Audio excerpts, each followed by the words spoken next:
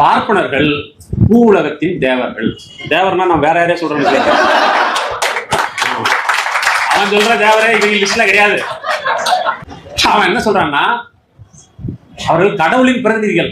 ஏன் கடவுளே டைரக்டா வேண்டியதான் இல்ல, அவருக்கு மேலோகத்துல பல குடுகள் இருக்கு, அதனால அவருடைய பிரதிநிதியாக இவங்களை அனுப்பி வச்சிருக்கிறாங்க. சரி, இவங்க இங்க வந்து என்ன குடுகள் வேலை செய்வாங்க அப்படின்னா, இவங்க கடவுளுக்கும் மனிதனுக்கும் இடையில் சடங்குகளை நிகழ்த்துவர்களாக மக்கள் இருப்பாங்க. வேதம் ஓதுதலும் ஓதுவித்தலும் அதான் உங்களுக்கு தொழில். யாருக்கு ஓதுவ அப்படின்னா அவங்க ஆளுங்களை மட்டும் கூப்பிட்டு வச்சு ஓதுவானும். எல்லாருக்கும் ஓதுவியா, அவன் காதல விழுந்தாவே ஈயத்தை காய்ச்சி ஊத்தணும். இப்போ ஒதுக்கீடு எங்கிருந்து தொடங்குது? அங்கிருந்து தொடங்குது. அந்த ஒதுக்கீடு பார்ப்பனர்கள் பூலோகத்தின் தேவர்கள், உலகின் ஆகச் சிறந்த அனைத்தும் அவர்களுக்கு. பார்ப்பனர்கள் ஒன்றை எடுத்துக்கொள்கிறார்கள் என்றால் அவர்கள் தங்களுக்குரியதை எடுத்துக்கொண்டார்கள் என்று பொருள். சிதம்பரம் உண்டியில மொத்தமா எடுக்கிறாங்களா, கோயிலுக்குள்ள கிரியேட் ஆடுறாங்களா, அவங்க அவர்கள் உங்களுடையது எதையும் எடுத்துக்கொள்ளவில்லை, அவர்களுக்குரியதை அவர்கள் எடுத்துக்கொள்கிறார்கள். சரி, அவங்களுக்கு கிடைக்கல அப்படின்னா உங்கள்கிட்ட இதெல்லாம் கொடுத்துரு. சரி, அப்படி பார்ப்பனர்களுக்கு மட்டுமே அது எல்லாத்தையும் கொடுத்துச்சா அப்படின்னா பார்ப்பனர்கள்லையும் பார்ப்பன ஆண்களுக்கு தான் கொடுத்துருக்கு. பார்ப்பன ஆண்களுக்கு தான் கொடுத்துருக்கு. சரி, இது வேற என்ன பண்ணிருக்குது அப்படின்னா, சமூகத்தை 4 பிரிச்சிருக்குது. 4 வர்ணமா பிரிச்சா சமுதாயத்தை. பிராமணர்கள், சத்திரியர்கள், வைசியர்கள், சூத்திரர்கள். தனி மனித வாழ்க்கையை 4 பிரிச்சான். அதுக்கு பேர் ஆசிரமம். பிரம்மச்சரியம், கிருகஸ்தம், வானப்பிரஸ்தம், சன்னியாசம். இந்த வர்ணம் ஆசிரமம் ரெண்டுமே பெண்களுக்கு கிடையாது. அம்பேத்கர் சொல்றாரு, வர்ணத்தையும் ஆசிரமத்தையும் பெண்களுக்கு இல்லை என்று எடுத்து சொன்னதன் காரணமாக 50% போட்டியாளர்களை உடனடியாக கழித்து கட்டி விட்டான் மனு. நீங்க இதுக்கு போறீங்க, லண்டனுக்கு போறீங்க. எப்படி பெண்களை கழிச்சு கட்டினாங்க? பிரம்மச்சரியம் என்பது கல்வி கற்பதற்கான காலம். இன்னைக்கு நிறைய பெண் தொடர் இருக்கீங்க. கல்வி கற்பதற்கான காலம் தான் பிரம்மச்சரிய காலம். அந்த பிரம்மச்சரிய காலத்தில் அது பெண்களுக்கு கிடையாதுன்னு சொன்ன உடனே என்ன ஆச்சு அப்படின்னா, உங்களுக்கு படிக்கிறதுக்கு கிடையாது. அதில் நீங்க கவனிக்கணும், பிரம்மச்சரியம், கிரகஸ்தம், வானப்பிரஸ்தம், கடைசி தான் சன்னியாசம். கிரகஸ்தம் என்னது? கல்யாணம் எல்லாம் பண்ணி குடும்பஸ்தனா இருக்கணும். வானப்பிரஸ்தனா என்ன? வானப்பிரஸ்தனா குடும்பத்தை விட்டு எல்லாம் செட்டில் பண்ணிட்டு சில பேர் காசி ராமேஸ்வரன் போறான்ல, போனா திரும்ப மாட்டான்ற நம்பிக்கையில. இப்ப பஸ் லாரி எல்லாம் இருக்குது, பிளைட் இருக்குது, போறீங்க வர்றீங்க. அப்ப அதெல்லாம் கிடையாது இல்ல. அப்ப வடக்க இருக்கிறவன தெக்க ராமேஸ்வரம் அனுப்பு, முடிஞ்சா வந்தா பறட்டும் அவன் பாத்துக்கலாம். தெக்க இருக்கிறவன காசிக்கு அனுப்பு, அப்படியே போட்டோம் அப்படின்னு சொல்லி அனுப்புனாங்க. ஆனா காசில இருந்து ஒருத்தர்கிட்ட பறக்கிற பாடு இருக்க நம்மள. இப்படி வந்து வானப்பிரஸ்தம். சரி, பரவாயில்ல, பெருசு கிளம்பி போச்சு, வீடு நல்லா தான் இருக்குதுன்னு வீட்டுல இருக்கிறவங்களும், பரவாயில்ல குடும்பத்தை விட்டு வெளியில வந்தா நம்ம நல்லா தான் இருக்கிறோம்னு போனவங்களும் நினைச்சாங்கன்னா பர்மனண்டாவே வீட்டை விட்டு வெளியில இருக்கலாம் அப்படின்னு நினைக்கிறதுக்கு பேர் தான் சன்னியாசம். அப்ப இந்த 4 கட்டம் இருக்குது மனித வாழ்க்கையிலன்னு சொல்லி மனுஸ்மிருதி சொல்லுது. பிரம்மச்சரியம், கிரகஸ்தம், வானப்பிரஸ்தம், சன்னியாசம். இந்த சன்னியாசத்தை கடைசியா வச்சது பதிலா இப்ப சில பேர் என்ன பண்றாங்கன்னா எடுத்தெடுப்புலயே சன்னியாசிக்கிறான். அப்புறமா சன்னியாசி ஆகிட்டு கொஞ்ச நாள் கழிச்சு திரும்பி பார்க்கறான், சில விஷயம் எல்லாம் நல்லா இருக்கிற மாதிரி தெரியுது அப்படின்னு திரும்பி பார்க்கறான். எவனாவது கேமரா வச்சிடறான், மாட்டிக்கிறான். கேமரா வச்சு மாட்டினான்னா அதுக்கப்புறமா நாட்டை விட்டே போய் கைலாசா அப்படின்னு ஒரு ஆக்கிரமிப்பு என்கிற பெயரில் சில தலைமுறைகளாக இருக்கக்கூடியவர்களை அப்புறப்படுத்துவதற்கு அல்லது அகற்றி தொடை தெரிவதற்கு போலீஸிலிருந்து எல்லாத்தையும் கூட்டிகிட்டு வந்து புல்டோசரோட நிக்கிறியே. 12 லட்சம் ஏக்கர் நிலங்கள் தலித்துகளிடமிருந்து அபகரிக்கப்பட்டிருக்கிறது. அந்த நிலத்தை மீட்டு கொடுப்பதற்கு ஒரு புல்டோசர், பொம்மை புல்டோசரா ஒரு பிளாஸ்டிக்ல வைக்கிறாங்க, அதுலயாவது ஒன்று வாங்கிட்டு அந்த நிலத்துல எல்லாம் விட்டு பாரு ஓடுதாங்க. சிறுதாவூர் பங்களாவை வந்து ஜெயலலிதா கட்டினப்ப சிவசுப்ரமணிய கமிஷன் ஒன்று போட்டாங்க. அந்த கமிஷன் என்னாச்சு? அந்த ரிப்போர்ட் என்னாச்சு? இங்க வந்து லேண்ட் கமிஷனர் ஒருத்தர் இருக்காரு, நில நிர்வாக ஆணையர். அவர் அலுவலகத்துல போய் டிசி கண்டிஷன் லேண்டு, ஏடி கண்டிஷன் லேண்ட் பல பேர்ல சொல்லிட்டு இருப்பாங்க நம்ம ஆளுங்க. அதெல்லாம் ஏதாவது கணக்கு இருக்குங்களாண்ணா? சுத்தமா அப்படி சுத்தி வளைச்சு பார்த்தா ஒரு 60,000 ஏக்கர் இருக்குது. அப்படியா? மீதி எல்லாம் எங்க போச்சு? எல்லாம் வேற வேற ஆட்கள் வகை மாற்றம் செய்து வைத்துக் கொண்டிருக்கிறார். பார்த்தா தீட்டு, தொட்டா தீட்டு, நிலத்துல தீட்டு வராதா? அபகரிச்சாச்சு. இதெல்லாம் அபகரித்துக் கொள்வதற்கு பின்புலமாக என்ன தத்துவம் இருந்திருக்கிறது அப்படின்னா, உனக்கெல்லாம் எதுக்கு நிலம்? நீ நிலம் வச்சிருக்கிறதுக்கு உனக்கு என்ன தகுதி இருக்கு? இப்படியெல்லாம் ஒரு தத்துவம் வந்து சொல்லி இருக்குது. அந்த தத்துவத்துக்கு பேர் தான் மனுஸ்மிருதி. யார் சொத்து வைத்துக் கொள்ள வேண்டும், யார் கல்வீடு கட்டிக் கொள்ள வேண்டும், யார் முழங்காலுக்கு கீழ் வேட்டி குத்திக் கொள்ள வேண்டும், யார் செருப்பை காலிலே போட்டுக் கொள்ள வேண்டும், யார் தலையில வைத்துக் கொள்ள வேண்டும், இப்படி எல்லாம் வந்து எழுதி வச்சிருக்கான். நீங்க உங்களுக்கு நல்ல பொழுது போகணும்னா நான் சொல்றேன் மனுஸ்மிருதி எடுத்து படிங்க. படிக்கல அவ்வளவு ஜாலியா இருக்கும். என்ன ஒரு பைத்தியகாரத்தனமா அப்படி இருக்கிறான் அப்படின்னு ஒரு தோணும். இப்படி ஒண்ணு எழுதுனதுல ரொம்ப முக்கியமான விஷயம் எது அப்படின்னா மனுஸ்மிருதியில. அனைவருக்கும் வணக்கம். மதுர் இந்த அமைப்புக்கு பின்னால் யார் இருக்கிறார்கள் என்றெல்லாம் பல யூகங்கள் வெளியில கிளப்பப்பட்டதாக சொல்கிறார். நான் வந்த உடனே ஒரு உண்டியில பார்த்தா எனக்கு எந்த சந்தேகமே இல்லை.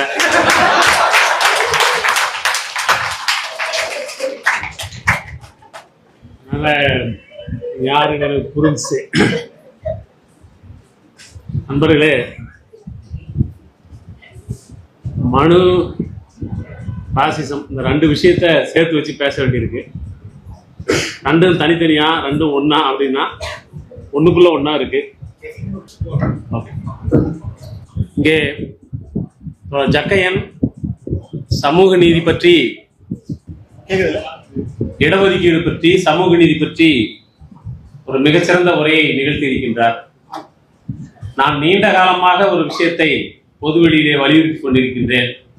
இந்த இடஒதுக்கீடு என்பதனுடைய வரலாறு, இடம் என்பது எதை குறிக்கிறது என்பதிலிருந்து தொடங்கப்பட வேண்டும் அந்த விவாதம்.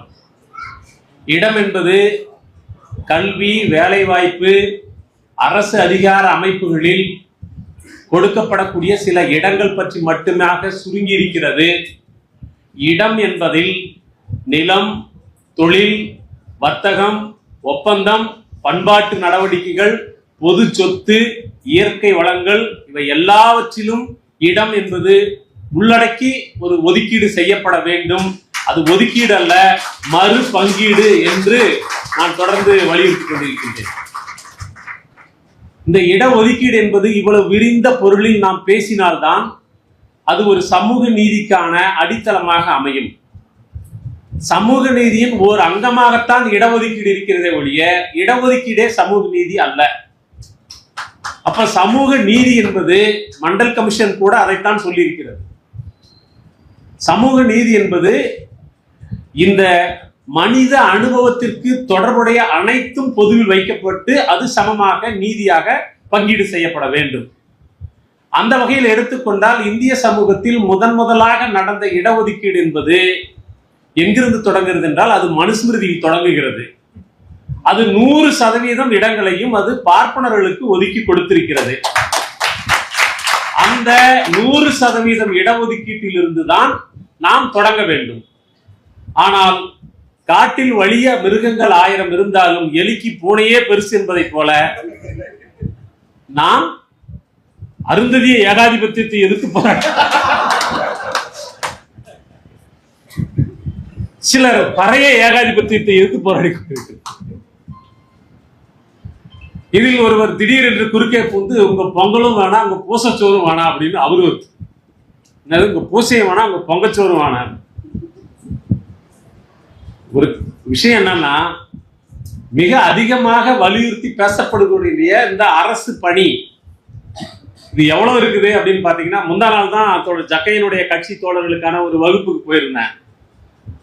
அதுக்கான குறிப்புகளை தயாரிக்கிற போது எடுத்து பார்த்தால் ஒன்றிய அரசின் துறைகள் அனைத்திலும் சேர்ந்து 31 லட்சம் அரசு ஊழியர்கள் வேலை செய்து கொண்டிருக்கிறார்கள்.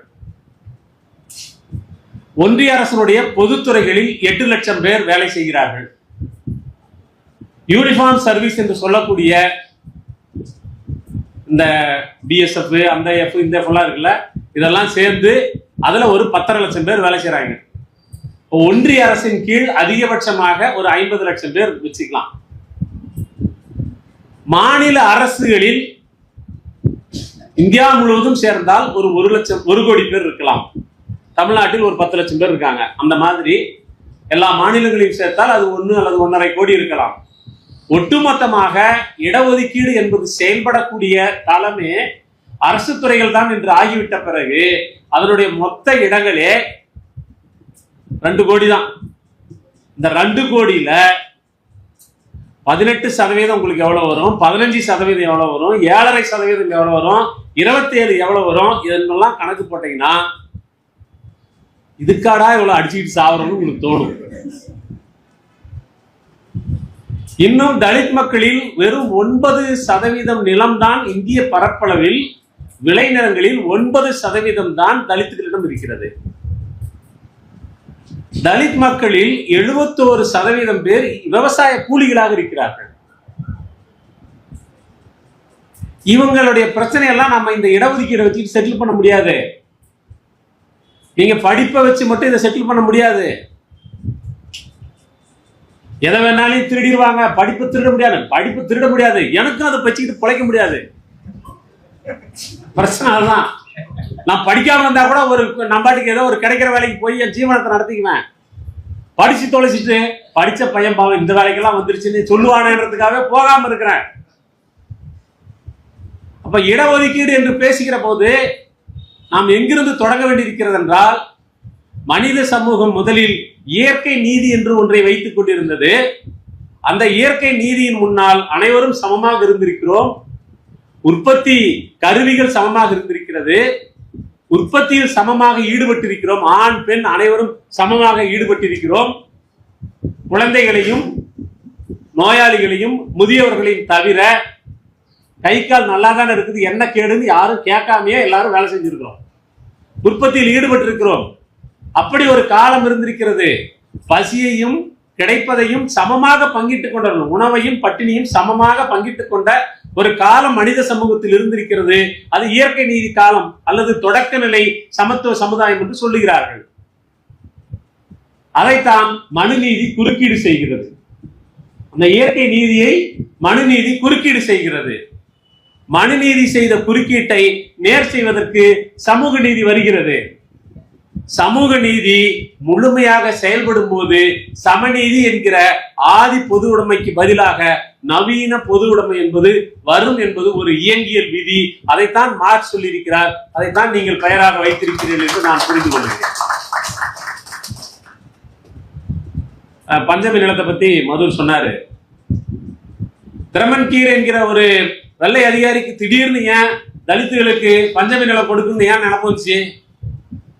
அதுவும் 1891 ஏன் அவருக்கு திடீர்னு நினைப்பு வருது 92 அப்படின்னா, நீங்கள் கொஞ்சம் முன்னாடி போய் பார்த்தீங்கன்னா அயோத்திதாசர்னு ஒருத்தர் இருந்தாரு. அவரு திராவிட மகாஜன சபை என்று ஒன்று வைத்து அந்த திராவிட மகாஜன சபையினுடைய மாநாட்டை நடத்துகிறார்.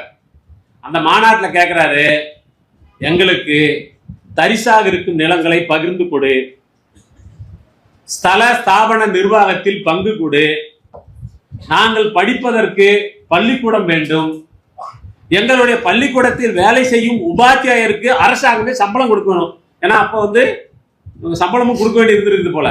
அதனால இது அரசாங்கமே கொடுக்க வேண்டும். படிக்க வருகின்ற எங்கள் மாணவர்களுக்கு உபகார சம்பளம் கொடு. இதெல்லாம் ஸ்காலர்ஷிப்பை பத்தி நீங்க இப்ப பேசிட்டு இருக்கீங்க. 1890களில் ஒரு மனுஷன் பேசியிருக்காங்க. இதனுடைய தொடர்ச்சியில தான் நீங்க பஞ்சமி நிலத்தை பத்தி பேசணும். இடப்பெயர்ச்சியை பற்றி மிக முக்கியமான விஷயங்களை லலிதா சொல்லியிருக்காங்க. நகரமயமாக்கலில் தலித்துகளுடைய இடம் அல்லது நகரங்களுக்குள் அவர்களுக்கான இடம். ஒரு ஆக்கிரமிப்பு என்கிற பெயரில் சில தலைமுறைகளாக இருக்கக்கூடியவர்களை அப்புறப்படுத்துவதற்கு அல்லது அகற்றி தொடைத்தெறிவதற்கு போலீஸிலிருந்து எல்லாத்தையும் கூட்டிக்கிட்டு வந்து புல்டோசரோட நிக்கிறியே. 12 லட்சம் ஏக்கர் நிலங்கள் தலித்துகளிடமிருந்து அபகரிக்கப்பட்டிருக்கிறது. அந்த நிலத்தை மீட்டுக் கொடுப்பதற்கு ஒரு புல்டோசர், வேணாப்பா பொம்மை புல்டோசரா ஒன்று வாங்கி கூட, பிளாஸ்டிக்ல விற்கிறான்ல அதுலயாவது ஒன்று வாங்கிட்டு அந்த நிலத்துல எல்லாம் விட்டு பாரு ஓடுதாங்க இல்லையே. சிறுதாவூர் பங்களாவை ஜெயலலிதா கட்டினப்ப சிவசுப்ரமணிய கமிஷன் ஒன்று போட்டாங்க. அந்த கமிஷன் என்னாச்சு? அந்த ரிப்போர்ட் என்னாச்சு? இங்க லேண்ட் கமிஷனர் ஒருத்தர் இருக்காரு, நில நிர்வாக ஆணையர். அவர் அலுவலகத்தில் போய் டிசி கண்டிஷன் லேண்டு, ஏடி கண்டிஷன் லேண்ட், இது பல பேர்ல சொல்லிக்கிட்டு இருப்பாங்க நம்ம ஆளுங்க. அதெல்லாம் ஏதாவது கணக்கு இருக்குங்களாண்ணா? சுத்தமா அப்படி சுத்தி வளைச்சு பார்த்தா ஒரு 60,000 ஏக்கர் இருக்குது. அப்படியா? மீதி எல்லாம் எங்க போச்சு? எல்லாம் வேற வேற ஆட்கள் வகை மாற்றம் செய்து வைத்துக் கொண்டிருக்கிறார். பார்த்தா தீட்டு, தொட்டா தீட்டு, நிலத்துல தீட்டு வராதா? அபகரிச்சாச்சு. இதெல்லாம் அபகரித்துக் கொள்வதற்கு பின்புலமாக என்ன தத்துவம் இருந்திருக்கிறது அப்படின்னா, உனக்கெல்லாம் எதுக்கு நிலம், நீ நிலம் வச்சிருக்கிறதுக்கு உனக்கு என்ன தகுதி இருக்கு, இப்படியெல்லாம் ஒரு தத்துவம் வந்து சொல்லியிருக்குது. அந்த தத்துவத்துக்கு பேர் தான் மனுஸ்மிருதி. யார் சொத்து வைத்துக் கொள்ள வேண்டும், யார் கல்வீடு கட்டி கொள்ள வேண்டும், யார் முழங்காலுக்கு கீழ் வேட்டி குத்தி கொள்ள வேண்டும், யார் செருப்பை காலிலே போட்டுக் கொள்ள வேண்டும், யார் தலையிலே வைத்துக் கொள்ள வேண்டும், இப்படியெல்லாம் வந்து எழுதி வச்சிருக்கான். நீங்க உங்களுக்கு நல்ல பொழுது போகணும்னா நான் சொல்றேன், மனுஸ்மிருதி எடுத்து படிங்க. படிக்கல, அவ்வளவு ஜாலியா இருக்கும். என்ன ஒரு பைத்தியகாரத்தனமா அப்படி இருக்கிறான் அப்படின்னு ஒரு தோணும். அப்படி எழுதியிருக்கான், ஒவ்வொன்றுக்கும் எழுதியிருக்கான். யார் என்ன சாப்பிடணும், எப்போ வந்து யாரு கூட நட்பு வச்சுக்கணும், யாரு கூட உறவு வச்சுக்கணும், யாரை கழுத்து இருக்கணும், யாரை கழுத்து போடணும், எல்லாமே எழுதி வச்சிருக்கான். இப்படி ஒண்ணு எழுதுனதுல ரொம்ப முக்கியமான விஷயம் எது அப்படின்னா, மனுஸ்மிருதியில பார்ப்பனர்கள் பூவுலகத்தின் தேவர்கள். இந்த தேவர்னா நான் வேற யாரையா சொல்றேன்னு, அவன் சொல்ற தேவரே இவங்க லிஸ்ட்ல கிடையாது. அவன் என்ன சொல்றான்னா, அவர்கள் கடவுளின் பிரதிநிதிகள். ஏன் கடவுளே டைரக்டா வர வேண்டியதான் இல்ல, அவருக்கு மேலோகத்துல பல குடுங்கள் இருக்கு, அதனால அவருடைய பிரதிநிதியாக இவங்களை அனுப்பி வச்சிருக்கிறாங்க. சரி, இவங்க இங்க வந்து என்ன புடுங்கல் வேலை செய்வாங்க அப்படின்னா, இவங்க கடவுளுக்கும் மனிதனுக்கும் இடையில் சடங்குகளை நிகழ்த்துவர்களாக மக்கள் இருப்பார்கள். வேதம் ஓதுதலும் ஓதுவித்தலும் அதான் உங்களுக்கு தொழில். யாருக்கு ஓதுவ அப்படின்னா, அவங்க ஆளுங்களை மட்டும் கூப்பிட்டு வச்சு ஓதுவானோ. எல்லாருக்கும் ஓதுவியா, அவன் காதல விழுந்தாவே ஈயத்தை காய்ச்சி ஊத்தணும். இப்ப ஒதுக்கீடு எங்க இருந்து தொடங்குது, அங்கிருந்து தொடங்குது. அந்த ஒதுக்கீடு மனுஸ்மிருதி திட்டவட்டமாக அரசு அதிகார அமைப்பு, கல்வி, வேலைவாய்ப்பு, சொத்து, இது எல்லாத்துலையும் ஒதுக்கீட முழுமையா செஞ்சு, பார்ப்பனர்கள் பூலோகத்தின் தேவர்கள், உலகின் ஆகச் சிறந்த அனைத்தும் அவர்களுக்கு. பார்ப்பனர்கள் ஒன்றை எடுத்துக்கொள்கிறார்கள் என்றால் அவர்கள் தங்களுக்குரியதை எடுத்துக்கொண்டார்கள் என்று பொருள். சிதம்பரம் உண்டியில மொத்தமா எடுக்கிறாங்களா, கோயிலுக்குள்ள கிரிக்கெட் ஆடுறாங்களா, அது அவங்க இடம், அவங்க ஆடுவாங்க. அவர்கள் உங்களுடையது எதையும் எடுத்துக்கொள்ளவில்லை, அவர்களுக்குரியதை அவர்கள் எடுத்துக்கொள்கிறார்கள். சரி, அவங்களுக்கு கிடைக்கல அப்படின்னா உங்ககிட்ட இருக்கிறதெல்லாம் கொடுத்துரு. ஒரு அரசன் இன்னும் புதைகுழியில் முழுகி கொண்டிருக்கும் போது கூட தன்னுடைய கையில் இருக்கும் கடைசி ஓட்ட காசை கொடுத்துட்டு சாவுன்றான். சும்மா எதுக்குடா, முழுகத்தானே போற, உனக்கு எது காசு, கொடுத்துட்டு சாவு என்று அது சொல்லுது. சரி, அப்படி பார்ப்பனர்களுக்கு மட்டுமே அது எல்லாத்தையும் கொடுத்துச்சா அப்படின்னா, பார்ப்பனர்கள்லையும் பார்ப்பன ஆண்களுக்கு தான் கொடுத்துருக்கு. பார்ப்பன ஆண்களுக்கு தான் கொடுத்துருக்கு. சரி, இது வேற என்ன பண்ணிருக்குது அப்படின்னா, சமூகத்தை நாளா பிரிச்சிருக்குது. உங்களுக்கு அதெல்லாம் தெரியும் அல்லது தெரிந்ததாக நான் எடுத்துக்கொண்டு போயிடலாமா? 4 வர்ணமா பிரிச்சான் சமுதாயத்தை. பிராமணர்கள், சத்திரியர்கள், வைசியர்கள், சூத்திரர்கள். தனி மனித வாழ்க்கையை 4 பிரிச்சான். அதுக்கு பேர் ஆசிரமம். பிரம்மச்சரியம், கிருகஸ்தம், வானப்பிரஸ்தம், சந்நியாசம். இந்த வர்ணம், ஆசிரமம் ரெண்டுமே பெண்களுக்கு கிடையாது. அம்பேத்கர் சொல்றாரு, வர்ணத்தையும் ஆசிரமத்தையும் பெண்களுக்கு இல்லை என்று எடுத்து சொன்னதன் காரணமாக 50% போட்டியாளர்களை உடனடியாகவே கழித்து கட்டி விட்டான் மனு. நீங்க இங்க போய் நீங்க இதுக்கு போறீங்க, லண்டனுக்கு போறீங்க. அது எப்படி பெண்களை கழிச்சு கட்டினாங்க? பிரம்மச்சரியம் என்பது கல்வி கற்பதற்கான காலம். இன்னைக்கு நிறைய பெண் தொடர்கள் இருக்கீங்க. கல்வி கற்பதற்கான காலம் தான் பிரம்மச்சரிய காலம். அந்த பிரம்மச்சரிய காலத்தில் அது பெண்களுக்கு கிடையாதுன்னு சொன்ன உடனே என்னாச்சு அப்படின்னா, உங்களுக்கு படிக்கிறதுக்கு கிடையாது. அதில் நீங்க கவனிக்கணும், பிரம்மச்சரியம், கிரகஸ்தம், வானப்பிரஸ்தம், கடைசிதான் சன்னியாசம். கிரகஸ்தம் என்னது? கல்யாணம் எல்லாம் பண்ணி குடும்பஸ்தனா இருக்கணும். வானப்பிரஸ்தம்னா என்ன? வானப்பிரஸ்தம்னா குடும்பத்தை விட்டு எல்லாம் செட்டில் பண்ணிட்டு, சில பேர் காசி ராமேஸ்வரம்னு போறான்ல, போனா திரும்ப மாட்டான்ற நம்பிக்கையில. இப்ப பஸ் லாரி எல்லாம் இருக்குது, பிளைட் இருக்குது, போறீங்க வர்றீங்க. அப்ப அதெல்லாம் கிடையாது இல்ல. அப்ப வடக்க இருக்கிறவன தெக்க ராமேஸ்வரம் அனுப்பு, முடிஞ்சா வந்தா பரட்டும் பாத்துக்கலாம். தெக்க இருக்கிறவன காசிக்கு அனுப்பு, அப்படியே போட்டோம் அப்படின்னு சொல்லி அனுப்புனாங்க. ஆனா காசியிலிருந்து ஒருத்தர்கிட்ட படுத்துற பாடு இருக்க நம்மள. இப்படி வானப்பிரஸ்தம் சரி பரவாயில்ல, பெருசு கிளம்பி போச்சு, வீடு நல்லா தான் இருக்குதுன்னு வீட்டில் இருக்கிறவங்களும், பரவாயில்ல குடும்பத்தை விட்டு வெளியில வந்தா நம்ம நல்லா தான் இருக்கிறோன்னு போனவனு நினைச்சான்னா பர்மனண்டாவே வீட்டை விட்டு வெளியில இருக்கலாம் அப்படின்னு நினைக்கிறதுக்கு பேர் தான் சந்நியாசம். அப்ப இந்த 4 கட்டம் இருக்குது மனித வாழ்க்கையிலன்னு சொல்லி மனுஸ்மிருதி சொல்லுது. பிரம்மச்சரியம், கிரகஸ்தம், வானப்பிரஸ்தம், சந்நியாசம். இந்த சந்நியாசத்தை கடைசியா வச்சது பதிலா இப்ப சில பேர் என்ன பண்றாங்கன்னா எடுப்புலயே சன்னியாசின்றான். அப்புறமா சன்னியாசி ஆகிட்டு கொஞ்ச நாள் கழிச்சு திரும்பி பார்க்கறான், சில விஷயம்லாம் நல்லா இருக்கிற மாதிரி தெரியுது அப்படின்னு திரும்பி பார்க்கறான். எவனாவது கேமரா வச்சிடறான், மாட்டிக்கிறான். கேமரா வச்சு மாட்டினான்னா அதுக்கப்புறமா நாட்டை விட்டே போய் கைலாசம் அப்படின்னு பாருவாங்க. அதில் ஒருத்தர் வேற நேற்று ஒருத்தர் ஒரு நடிகர் சொல்லியிருக்காரு, எனக்கு கைலாசத்துக்கு இடம் கிடைச்சா போயிடுவேன் அப்படின்னு. அது கீழே ஒருத்தன் போய் எழுதியிருக்கான், வரும்போது தனியா தான் வர வேண்டியிருக்கும், பரவாயில்லையா. இப்போ சந்நியாசம் மனித வாழ்க்கையை 4ஆக பிரிக்கிறார்கள், சமூகத்தை 4ஆக பிரிக்கிறார்கள். இந்த இரண்டும் சேர்ந்துதான் வர்ணாசிரமம். இந்த வர்ணாசிரமத்தில் எடுத்த எடுப்பிலேயே பெண்கள், மக்கள் தொகை சரிபாதியாக இருக்கக்கூடியவர்கள் கழித்து கட்டப்படுகிறார்கள். அதற்கு பிறகு எஞ்சியிருக்கக்கூடியவர்கள் 4ஆக பிரிக்கப்பட்டு அவர்களுக்கு படிநிலை அடிப்படையில் மேலே செல்ல செல்ல உரிமைகள் அதிகமாகவும், கீழே வர வர கடமைகள் அதிகமாகவும் உரிமைகள் குறைவாகுமாக ஒரு ஒதுக்கீடு செய்யப்படுகிறது. அந்த ஒதுக்கீடு தான் மனுஸ்மிருதி. இதை ஏன் எழுத வேண்டிய அவசியம் ஏற்பட்டது என்று சொன்னால், தொடக்கத்தில் இந்து மதம் ஒன்று இல்லை, அது முழுக்க முழுக்க பிராமண மதம், வேத மதம், அல்லது இவங்க இன்னைக்கு சொல்லிட்டு இருக்கிறவருடைய மூல வடிவம் அது வேத மதம் அல்லது பிராமண மதம் என்று. அந்த பிராமண மதம் அது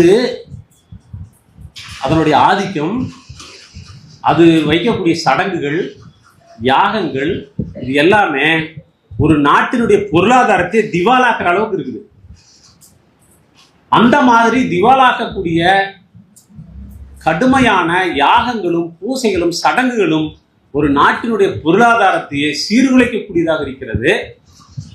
அவர்கள் நடத்தக்கூடிய யாகங்கள் அனைத்திலும் நூற்றுக்கணக்கான கால்நடைகள் யாகத்திலே போட்டு பொசுக்குகிறார்கள். வேளாண்மை நிலை கொண்டு, வேளாண்மைக்கு கால்நடைகள் ரொம்ப அவசியம். அப்ப இவளுக்கு தேவையான அந்த கால்நடைகளை யாகம் என்கிற பெயரில் அவர்கள் பொசுக்கிக் கொண்டிருக்கிற போது, கொல்லாமை என்கிற ஒரு கருத்தோடு சமணம், பௌத்தம் என்கிற அவைதீக மதங்கள் உருவாகின்றன.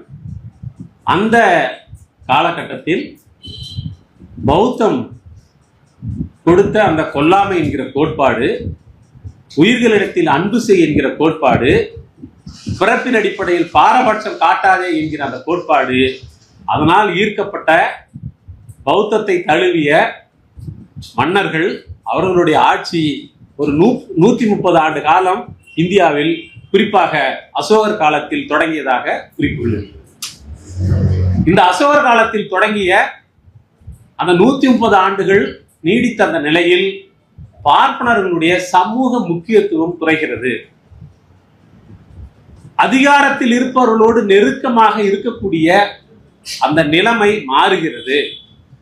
அவர்களுக்கு தனிப்பட்ட முறையில் வழங்கப்பட்ட பல்வேறு சலுகைகள், உரிமைகள் இவை எல்லாமே ரத்து செய்யப்படுகின்றன. குடிமக்களில் ஒருவராக அவர்கள் வாழ வேண்டிய நிர்பந்தம் இருக்கிறது. சமூகத்தின், பூலோகத்தின் தேவர்கள் படிப்படியாக கீழே இறங்கி வந்து மனிதர்களாக வாழ வேண்டிய நிலைமை.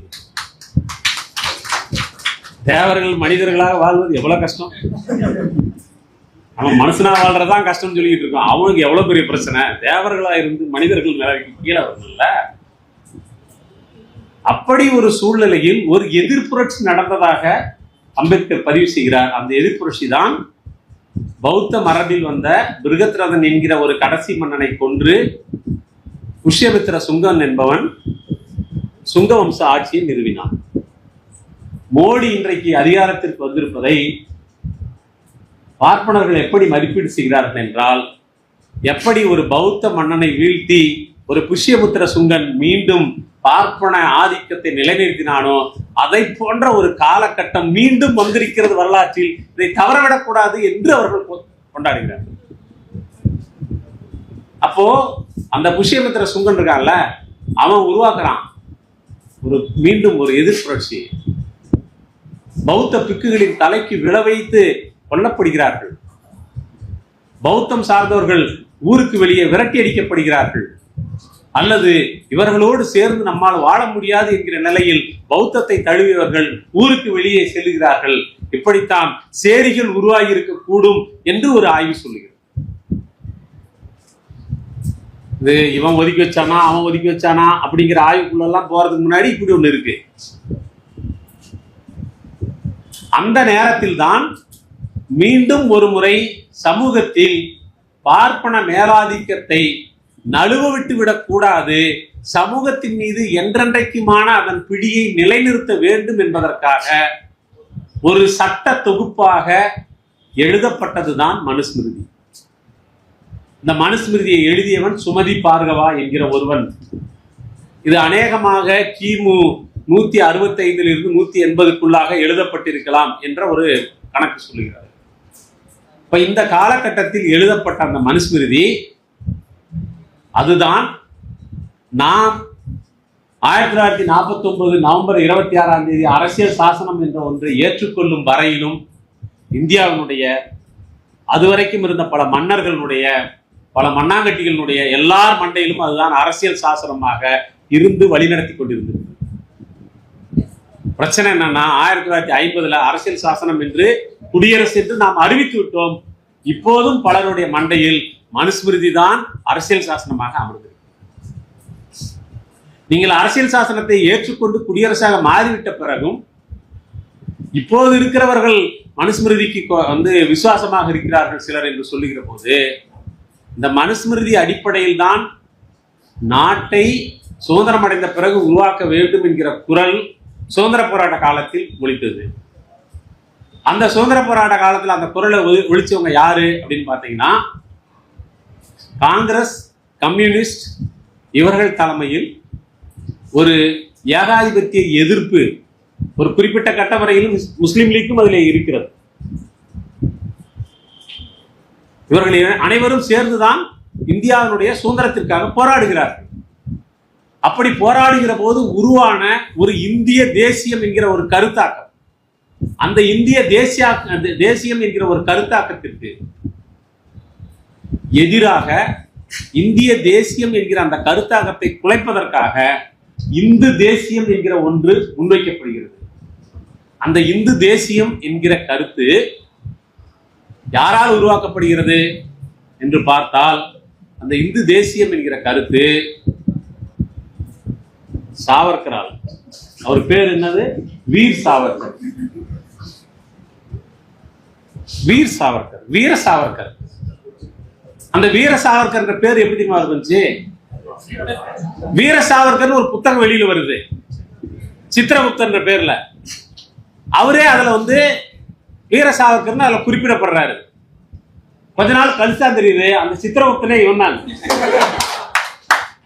தானே தன்னை வீரம் என்று சொல்லிக்கொண்டு அப்பேற்பட்ட அப்பா டக்கரவர். அந்த வீர சாவர்கர் தான் இந்து தேசியம் என்கிற ஒன்றுக்கு ஒரு கருத்தியல் அடித்தளத்தை உருவாக்குகிறார். அவர் பல்வேறு குறிப்புகள் புத்தகங்கள் எல்லாம் எழுதியிருக்கிறார். அதெல்லாம் நீங்க படிச்சிருப்பீங்க அல்லது படிங்க. எல்லாத்தையும் நானே படிச்சா உங்களுக்கு எது கண்ணு இருக்குது.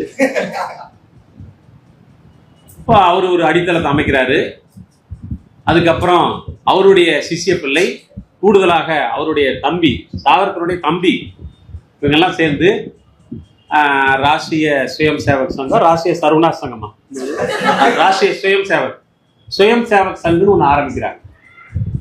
அந்த சுயம் சேவக் அதுல பெண்கள் இருக்கிறாமா? இருக்கக்கூடாது. பெண்கள் போய் கேட்கறாங்க, நாங்களும் இதுல சேர்ந்துக்கலாமா அப்படின்னு. அவர் சொல்றாரு, நீங்களாம் சேராதீங்க. ஏன் சேராதீங்க? இந்த அமைப்பில் இருக்கக்கூடிய பலரும் பிரம்மச்சாரிகள், இருந்துட்டு போ, நீங்க வந்தீங்கன்னா டிஸ்டர்ப் ஆகும். பிரச்சனை யாருன்றா? அதனால ராஷ்டிரிய ஸ்வயம் சேவக் சங்கம் அவங்க கிடையாது. சரி, அவங்க அப்ப பெண்கள் சேர்த்துக்கலாமா? பெண்களுக்கு தனியா ஒரு அமைப்பு உருவாக்கி கொடுக்குறேன். என்னது? ராஷ்டிர சேவிகா சமிதி. அதுல சுயத்தை காணும். பெண்களுக்கு எதுக்கு சுயம்? வர்ணம் பிரிக்கும் போதே பெண்களுக்கு சுயம் கிடையாது தானே? அப்பயே என்ன சொல்லிட்டான்? பெண்களுக்கு திருமணம் ஆகும் வரை அவருடைய தந்தையின் வர்ணம், திருமணத்திற்கு பிறகு கணவனின் வர்ணம், கணவனுக்கு பிறகு மகனின் வர்ணம். இது போதும் தாய், உனக்கு தனியா ஒண்ணு வேண்டான்னு சொல்லி வச்சிருக்கான். அது RSS உருவாக்கும் போதும் அதே தான் வருது.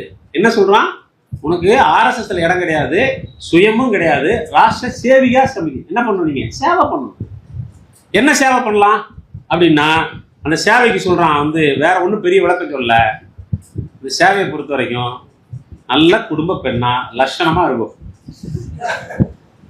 போதும். நல்ல குடும்ப பொண்ணானா என்ன அர்த்தம்? ஏன் நல்ல குடும்ப பொண்ணுக்கு என்ன அர்த்தம்? அதுக்கு ஏதாவது இலக்கணம் இருக்கா அப்படின்னா நீங்க மறுபடியும் மனுஸ்மிருதிக்கு தான் போகணும். என்ன சொல்றாங்க? பூப்படைந்த பெண்ணை வீட்டுக்கு வைத்திருக்கக்கூடிய ஒருவன் தந்தை என்கிற கடமையில் இருந்து நழுவியவன். எப்ப? பூப்படையறதுக்கு முன்னாடியே ஒரு பிள்ளை கல்யாணம் பண்ணி கொடுத்துடணும். பூப்படைஞ்ச பெண்ணை வீட்டுல வச்சிருந்தா அவன் பாவி. இப்ப இருந்தா அவன் சைல்டு மேரேஜ் ஆக்ட்ல பிடிச்சி எல்லாத்தையும் உள்ள போட்டு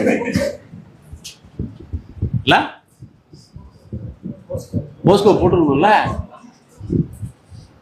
இவன் எழுதி வச்சிருக்கான், எல்லாத்தையும் கல்யாணம் பண்ணி கொடுத்துரு. குழந்தை திருமணம்லாம் அட்மிசிபிள். அங்க குழந்தை திருமணம் தான் பண்ணி இப்ப கூட சிதம்பரத்தில் பண்றதா சொல்றாங்க. இல்லைன்னு மறுக்கிறாங்க. விவாதங்கள் போயிட்டு இருக்கு. ஆனா பெண்களுக்கு கடமைகள் வலியுறுத்தப்படுகின்றன. இந்த கடமை அவள் குடும்ப பெண்ணாக வீட்டுக்கு வெளியே வராதவளாக கணவனுடைய பாதார விந்தங்களை சேவித்து அதன் வழியாக மோட்சத்தை எய்தக்கூடியவளாக. இவன் கையை பிடிக்கிறதே பாவம் நினைச்சிட்டு இருக்காங்க, காலையும் பிடிக்கணும்னு சொல்லி. இதுதான் பொண்ணுக்கு லட்சணமான பெண்களுக்குரிய இடத்த தனியா ஒதுக்கி ராஷ்டிரிய ஸ்வயம் சேவக் சங்கம் உருவாக்குறாங்க.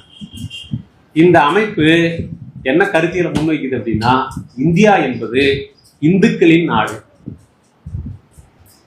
பிரிட்டிஷ்காரர்கள் அவர்கள் கொண்டு வந்த கல்வி முறை, தொழில்மயமாக்கம், நகரமயமாக்கம், இதனாலெல்லாம் சாதி அமைப்புக்குள் ஏற்பட்ட தளர்வு, இந்த தளர்வை சகித்துக் கொள்ள முடியாத ஒரு எதிர்வினை தான் இது அப்படின்னு சொல்லி சொல்றாங்க. இன்னும் கொஞ்சம் இடதுசாரி ஆய்வாளர்கள் என்ன சொல்றாங்கன்னா, 1920களில் தான் பகத்சிங் அரசியலுக்கு வருகிறார். கம்யூனிஸ்ட் கட்சியினுடைய தொடக்கம் 1920களில் தான் நடக்கிறது. அம்பேத்கர் 1920களில் தான் அரசியலுக்கு வராரு.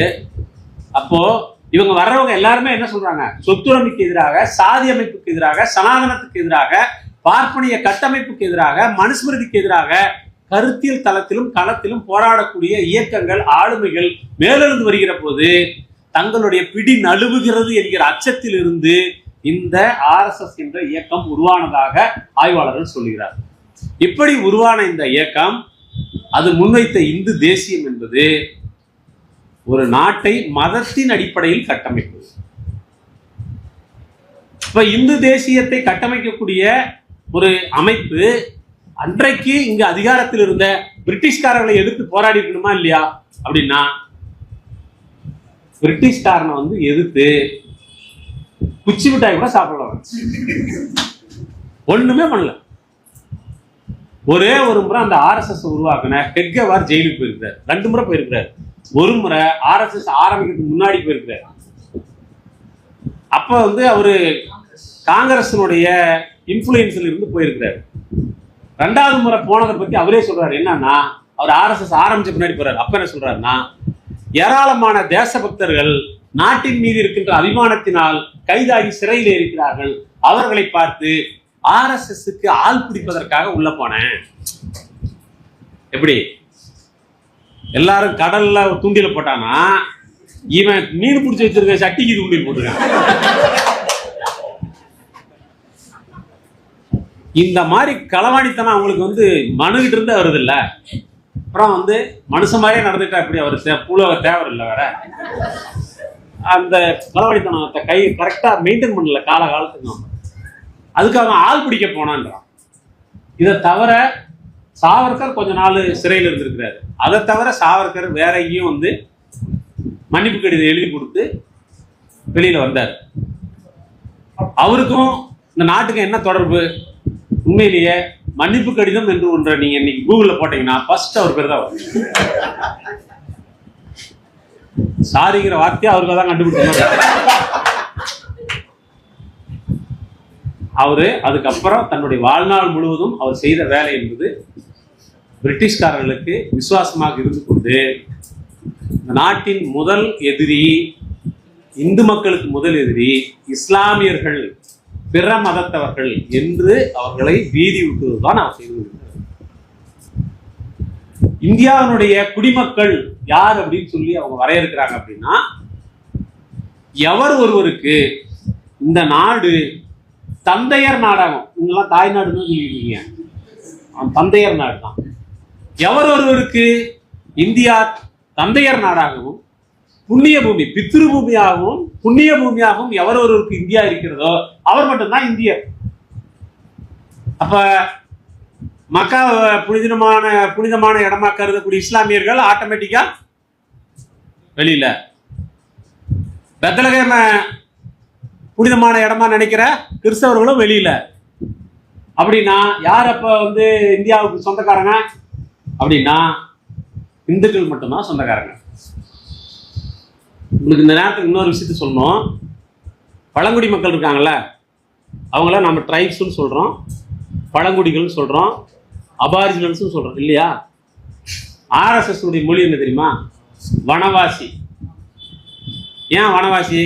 நீங்க டவுன்வாசி மாதிரி அவர் வனத்துல வசிக்கிறாரு, சும்மா காத்தோட்டமா இயற்கையோட கலந்துருக்கலாம் அப்படின்னு அங்க போயிட்டாரு. அவரு அவனை வனவாசின்னு சொல்றது எதுக்குன்னா, அவனை பழங்குடி என்று சொல்லிவிட்டால் நான் தான் இந்த மண்ணுடைய பூர்வக்குடின்னு சொல்ற கிளைமுக்கு வந்து பங்கம் வந்துடும்.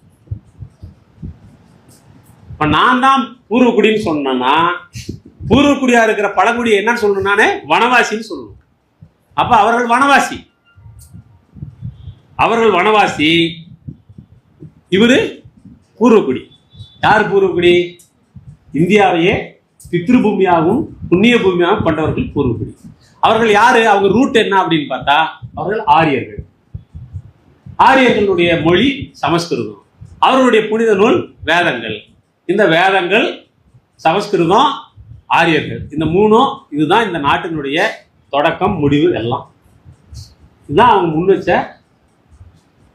இந்த ஆரியர்களுடைய வேதங்களின் அடிப்படையில் ஒரு வாழ்க்கை முறை அமைய வேண்டும். அந்த வாழ்க்கை முறைக்கான சட்ட தொகுப்பு தான் மனுஸ்மிருதி. இந்த மனுஸ்மிருதி ஒவ்வொரு சமூகமும் எப்படி இருக்க வேண்டும் என்றும் சொல்லுகிறது, ஒவ்வொரு தனி மனிதன் எப்படி இருக்க வேண்டும் என்று சொல்லுகிறது. ஒரு தனி மனிதனுடைய நடத்தை, எண்ணம், செயல் எல்லாமே அதுல சொல்லப்பட்டிருக்கு. ஒரு அரசு எவ்வாறு இருக்க வேண்டும் என்று சொல்லுகிறது, ஒரு சாதி எவ்வாறு இருக்க வேண்டும் என்று சொல்லுகிறது. இது எல்லாத்தையும் அது வரையறுக்குது. இதன் அடிப்படையில் இந்திய சமூகம் கட்டமைக்கப்பட்டிருக்கு. இந்த கட்டமைப்போடு இந்திய சமூகம் ஏறத்தாழ 2000 வருடங்கள் இப்படி ஒரு கட்டுப்பாட்டின் கீழ் வளர்ந்திருக்கிறது.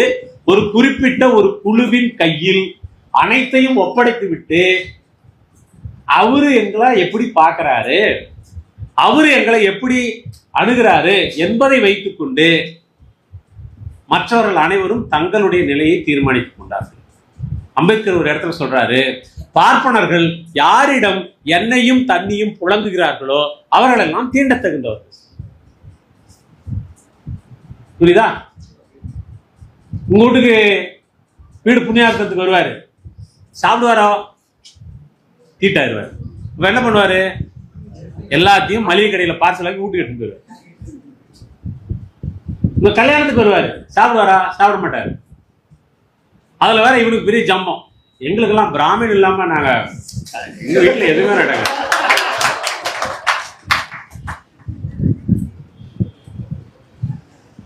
அவன்கிட்ட எல்லாத்தையும் கொடுத்துருக்கான். எது வரைக்கும்? ஒரு இடத்துல அம்பேத்கர் பதிவு பண்றாரு, ஒரு ஒரு ஃபாரின் டிராவலர் வந்து பதிவு, ஒரு வார்த்தல் மேன் நினைக்கிறேன், அவன் வந்து ஒரு குறிப்பிடு இருக்கான். என்னன்னா, பட்டத்து அரசர்களாக இருந்தாலும் அந்த ஆண்ட பரம்பரையெல்லாம் கொஞ்சம் அண்டர்லைன் பண்ணிங்க. பட்டத்து மகிழ்ச்சியை கண்ணி கழிக்கும் உரிமை புரோகிதனுக்கு தான் இருந்திருக்கிறது. பட்டத்து மகிழ்ச்சியை கண்ணி கழிக்கிறது. இப்ப நீங்க சொல்லணும் வந்து, ஏய் ஏடா இதுல வேற நீ ஜம்பம், நான் ஆண்ட பரம்பரைன்னு இல்ல.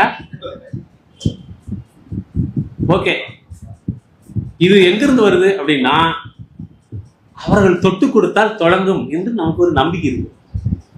இல்லைன்னா எதுக்கு இதெல்லாம் நடக்குது? அப்போ பெண்களை கண்ணி கழித்து கொடுக்கும், மணப்பெண்ணை கண்ணி கழித்து கொடுக்கும் உரிமை உட்பட எல்லாவற்றுக்கும் அங்க கொடுத்திருக்கிறார்.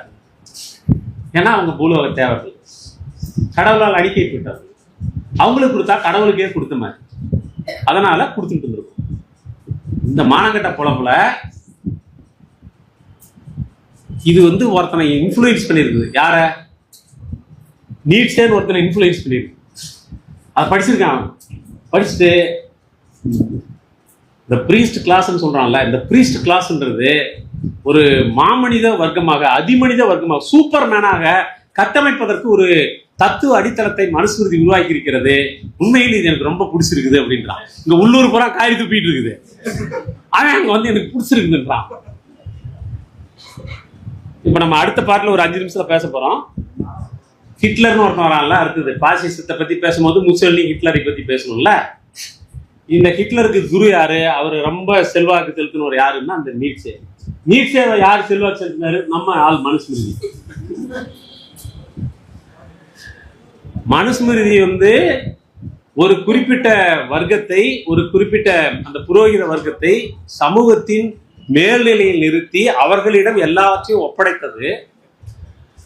அதனால் ஆசீர்வதிக்கப்பட்டதுதான் சிறந்ததாக இருக்கும் என்ற கருத்து பொது சமூகத்தின் உளவியலுக்குள் ஆழ பதிக்கப்பட்டு ஒரு 2000 வருஷமா இது அடக்கி ஆளப்பட்டிருக்கிறது. அந்த தத்துவத்தை நீட்சே வந்து அதில் இருக்கக்கூடிய ஒரு அம்சத்தை, அது உருவாக்கும் இந்த மாமனிதன் என்கிற அந்த வர்க்கத்தை எடுத்துக்கொண்டு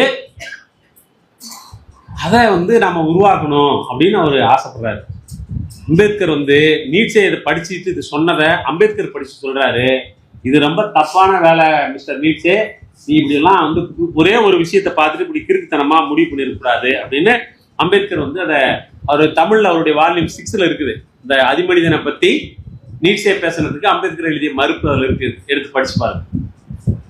சரி, இப்போ பாசிஸ்டுக்கு வருவோம். மனுஸ்மிருதியை படிச்சுட்டாங்க, அவங்களுக்கு இன்ஃப்ளூயன்ஸ் ஆகிருக்குது. தொடர், இது நல்ல செய்தியா கெட்ட செய்தியான்னு தெரியல, நேரம் ஆனாலும் பரவாயில்லன்னு கொடுத்துருக்கிறாரு.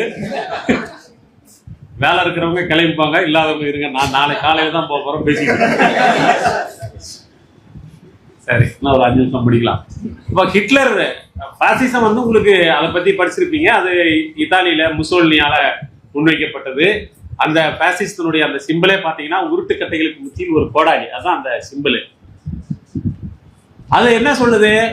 ஒரு குழு ஒரு அதிகாரத்தை தன்னிடம் கிடைத்திருக்கக்கூடிய ஜனநாயக முறைப்படியாக தேர்ந்தெடுக்கப்பட்டு கிடைத்த ஒரு அதிகாரத்தை வைத்துக் கொண்டு ஒரு குழு ஒட்டுமொத்த சமூக நிறுவனங்கள், அரசு நிறுவனங்கள் அனைத்தையுமே தன்னுடைய பிடிக்குள் வைத்துக் கொள்வது.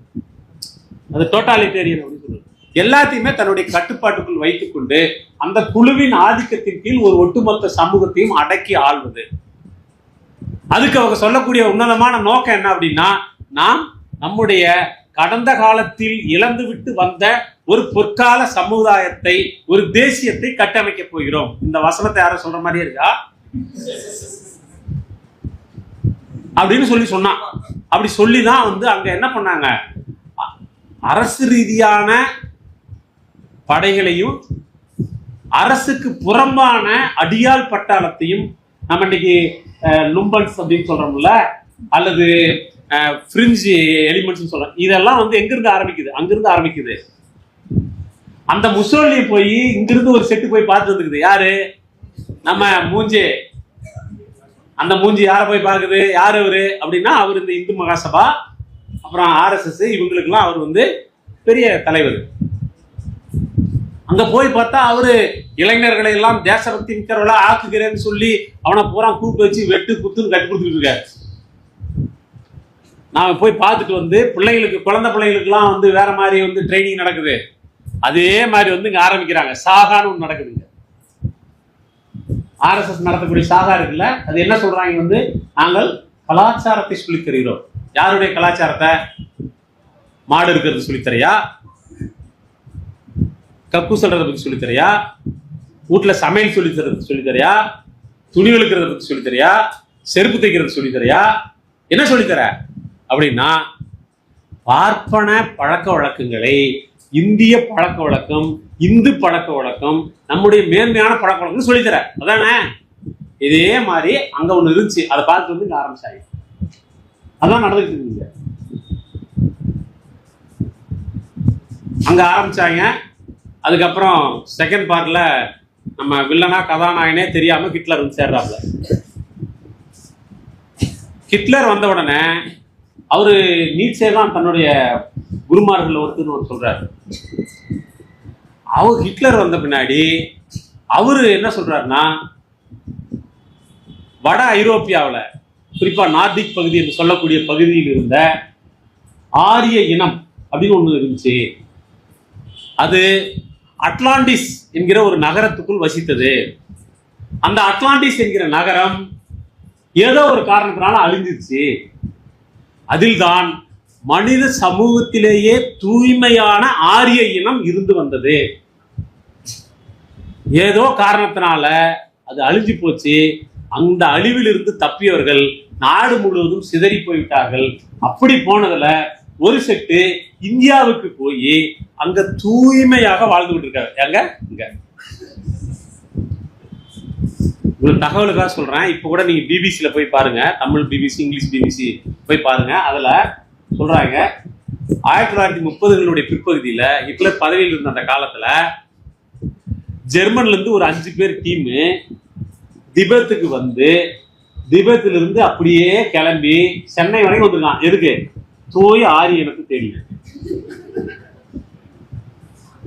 தூய ஆரியனுக்கு தேடிட்டு சென்னை வரைக்கும் வந்திருக்கான். இங்கெல்லாம் வந்தானான்னு தெரியல, வந்திருக்கான். அவங்க அதோட நிக்கல, இந்த நார்டிக் இனத்தை மீண்டும் மறு உருவாக்கம் செய்வது. இந்த மறு உருவாக்கம் செய்யணும்னா இந்த தூய்மையான ஆரிய இனத்தை, இங்கேயும் கொஞ்சம் பேர் ஆரியர்கள் சொல்லிட்டு இருக்காங்கல்ல, நோட் பண்ணி வச்சுக்கங்க. இவனுக்கு யார் அங்க சொந்தக்காரன்? ஹிட்லர். ஹிட்லர் என்ன செய்யறாரு? சொந்த தூய்மையான களங்கமற்ற ஆரிய இனத்தை காப்பாற்றிக் கொள்ள வேண்டும் என்றால் ஜெர்மனியில் அங்கு கலந்து வாழ்ந்து கொண்டிருந்த யூதர்களை அப்புறப்படுத்த வேண்டும். இங்க கொஞ்சம் பேர் என்னங்கிறான்? முஸ்லிம்களை அப்புறப்படுத்த வேண்டும். அப்போ பாசிசத்தினுடைய ஒரு குணம் என்னவென்றால் அது எடுத்த எடுப்பில் சமூகத்தை நாம் அவர்கள் என்று பிரிக்கும். இந்த நாம் என்கிற வகமைக்குள் உயர்ந்த தூய்மையான களங்கமற்ற ஒரு குரூப் இருக்கும். அவர்கள் என்பதில் களங்கமான, நம்முடைய நலன்களுக்கு எதிரான, நம்முடைய உழைப்பை தின்கிற, நமக்கு விரோதமான செயல்களை செய்யக்கூடிய ஒரு கூட்டம் இருக்கு. இந்த நாம் அவர்கள் என்று எடுத்த எடுப்பில் சமூகத்தை பிளவுபடுத்தக்கூடிய வேலை அங்க முசோலினியும் செஞ்சான், இங்க ஹிட்லரும் ஆரம்பிக்கிறான். அப்ப ஆரிய இனத்தின் தூய்மையை பாதுகாக்க வேண்டும் என்றால் யூதர்களை அப்புறப்படுத்த வேண்டும். எப்படி அப்புறப்படுத்துறது? இப்ப நடக்கிற புல்டோசர்லாம் அப்பயே வந்துருச்சு. யோகிக்கு வந்து புல்டோசர் ஓட்டுற கத்து கொடுத்தது யாரு? ஹிட்லர் தான். மசூதிகள் அங்க இடிக்கிறவன். அங்க என்ன நடந்திருக்கு? யூதர்களுடைய வழிபாட்டு தலங்களை இடித்திருக்கிறார்கள். கர்நாடகாவில் பிஜேபி ஆட்சியில் இருக்கும்போது என்ன சொன்னா, வந்து கோயில்களை சுற்றி இஸ்லாமியர்களோ வேறு மதத்தவர்களோ எந்த வணிகமும் செய்யக்கூடாது அப்படின்னு தரப்பட்டாங்க. அங்கேயும் நடந்துச்சு. இந்துக்கள் கடையிலேயே பொருட்களை வாங்குவீங்க, அப்பதான் உங்களுக்கு அரிசி 1.25 ரூபாய்க்கு கொடுப்பாங்க அப்படின்னு ஒருத்தன் போஸ்ட் ஓட்டுறான்ல, இந்து முன்னணின்னு ஒருத்தன். இந்துக்கள் கடையிலேயே பொருளை வாங்குவீர்கள். வாங்கினா சும்மா கொடுப்பியா? இல்லையே. ஆனா அப்படி சொன்னா அதே மாதிரிதான் அங்கேயும் நடந்துச்சு. அப்போ யூதர்களை எதிரிகளாக கட்டமைத்து, யூதர்களுடைய பொருளாதாரத்தை அளித்து, யூதர்களுக்கு சட்டப்பூர்வமாக வழங்கப்பட்டிருந்த உரிமைகளை அளித்து, அவர்கள் மனித நிலையிலிருந்து ஒரு படி தாழ்ந்தவர்கள் என்கிற ஒரு கற்பிதத்தை அந்த ஜெர்மானிய மக்களிடம் அவர்கள் உருவாக்கினார்கள். இதை உருவாக்குவதற்கு ஆரிய இனம் என்கிற பெருமிதம் அவர்களுக்கு உருவாக்கப்பட்டது. அந்த ஆரிய தூய்மை என்கிற அந்த பெருமிதம், அதை தக்க வைத்துக் கொள்வதற்காக அவர்கள் அடுத்து ஒரு வேலை செய்தார்கள். நீங்க இப்ப கூட நீங்க போய் பார்க்கலாம், லெபனிஸ் பான் அப்படின்னு சொல்லி ஒரு வார்த்தை, போய் பாருங்க. அதை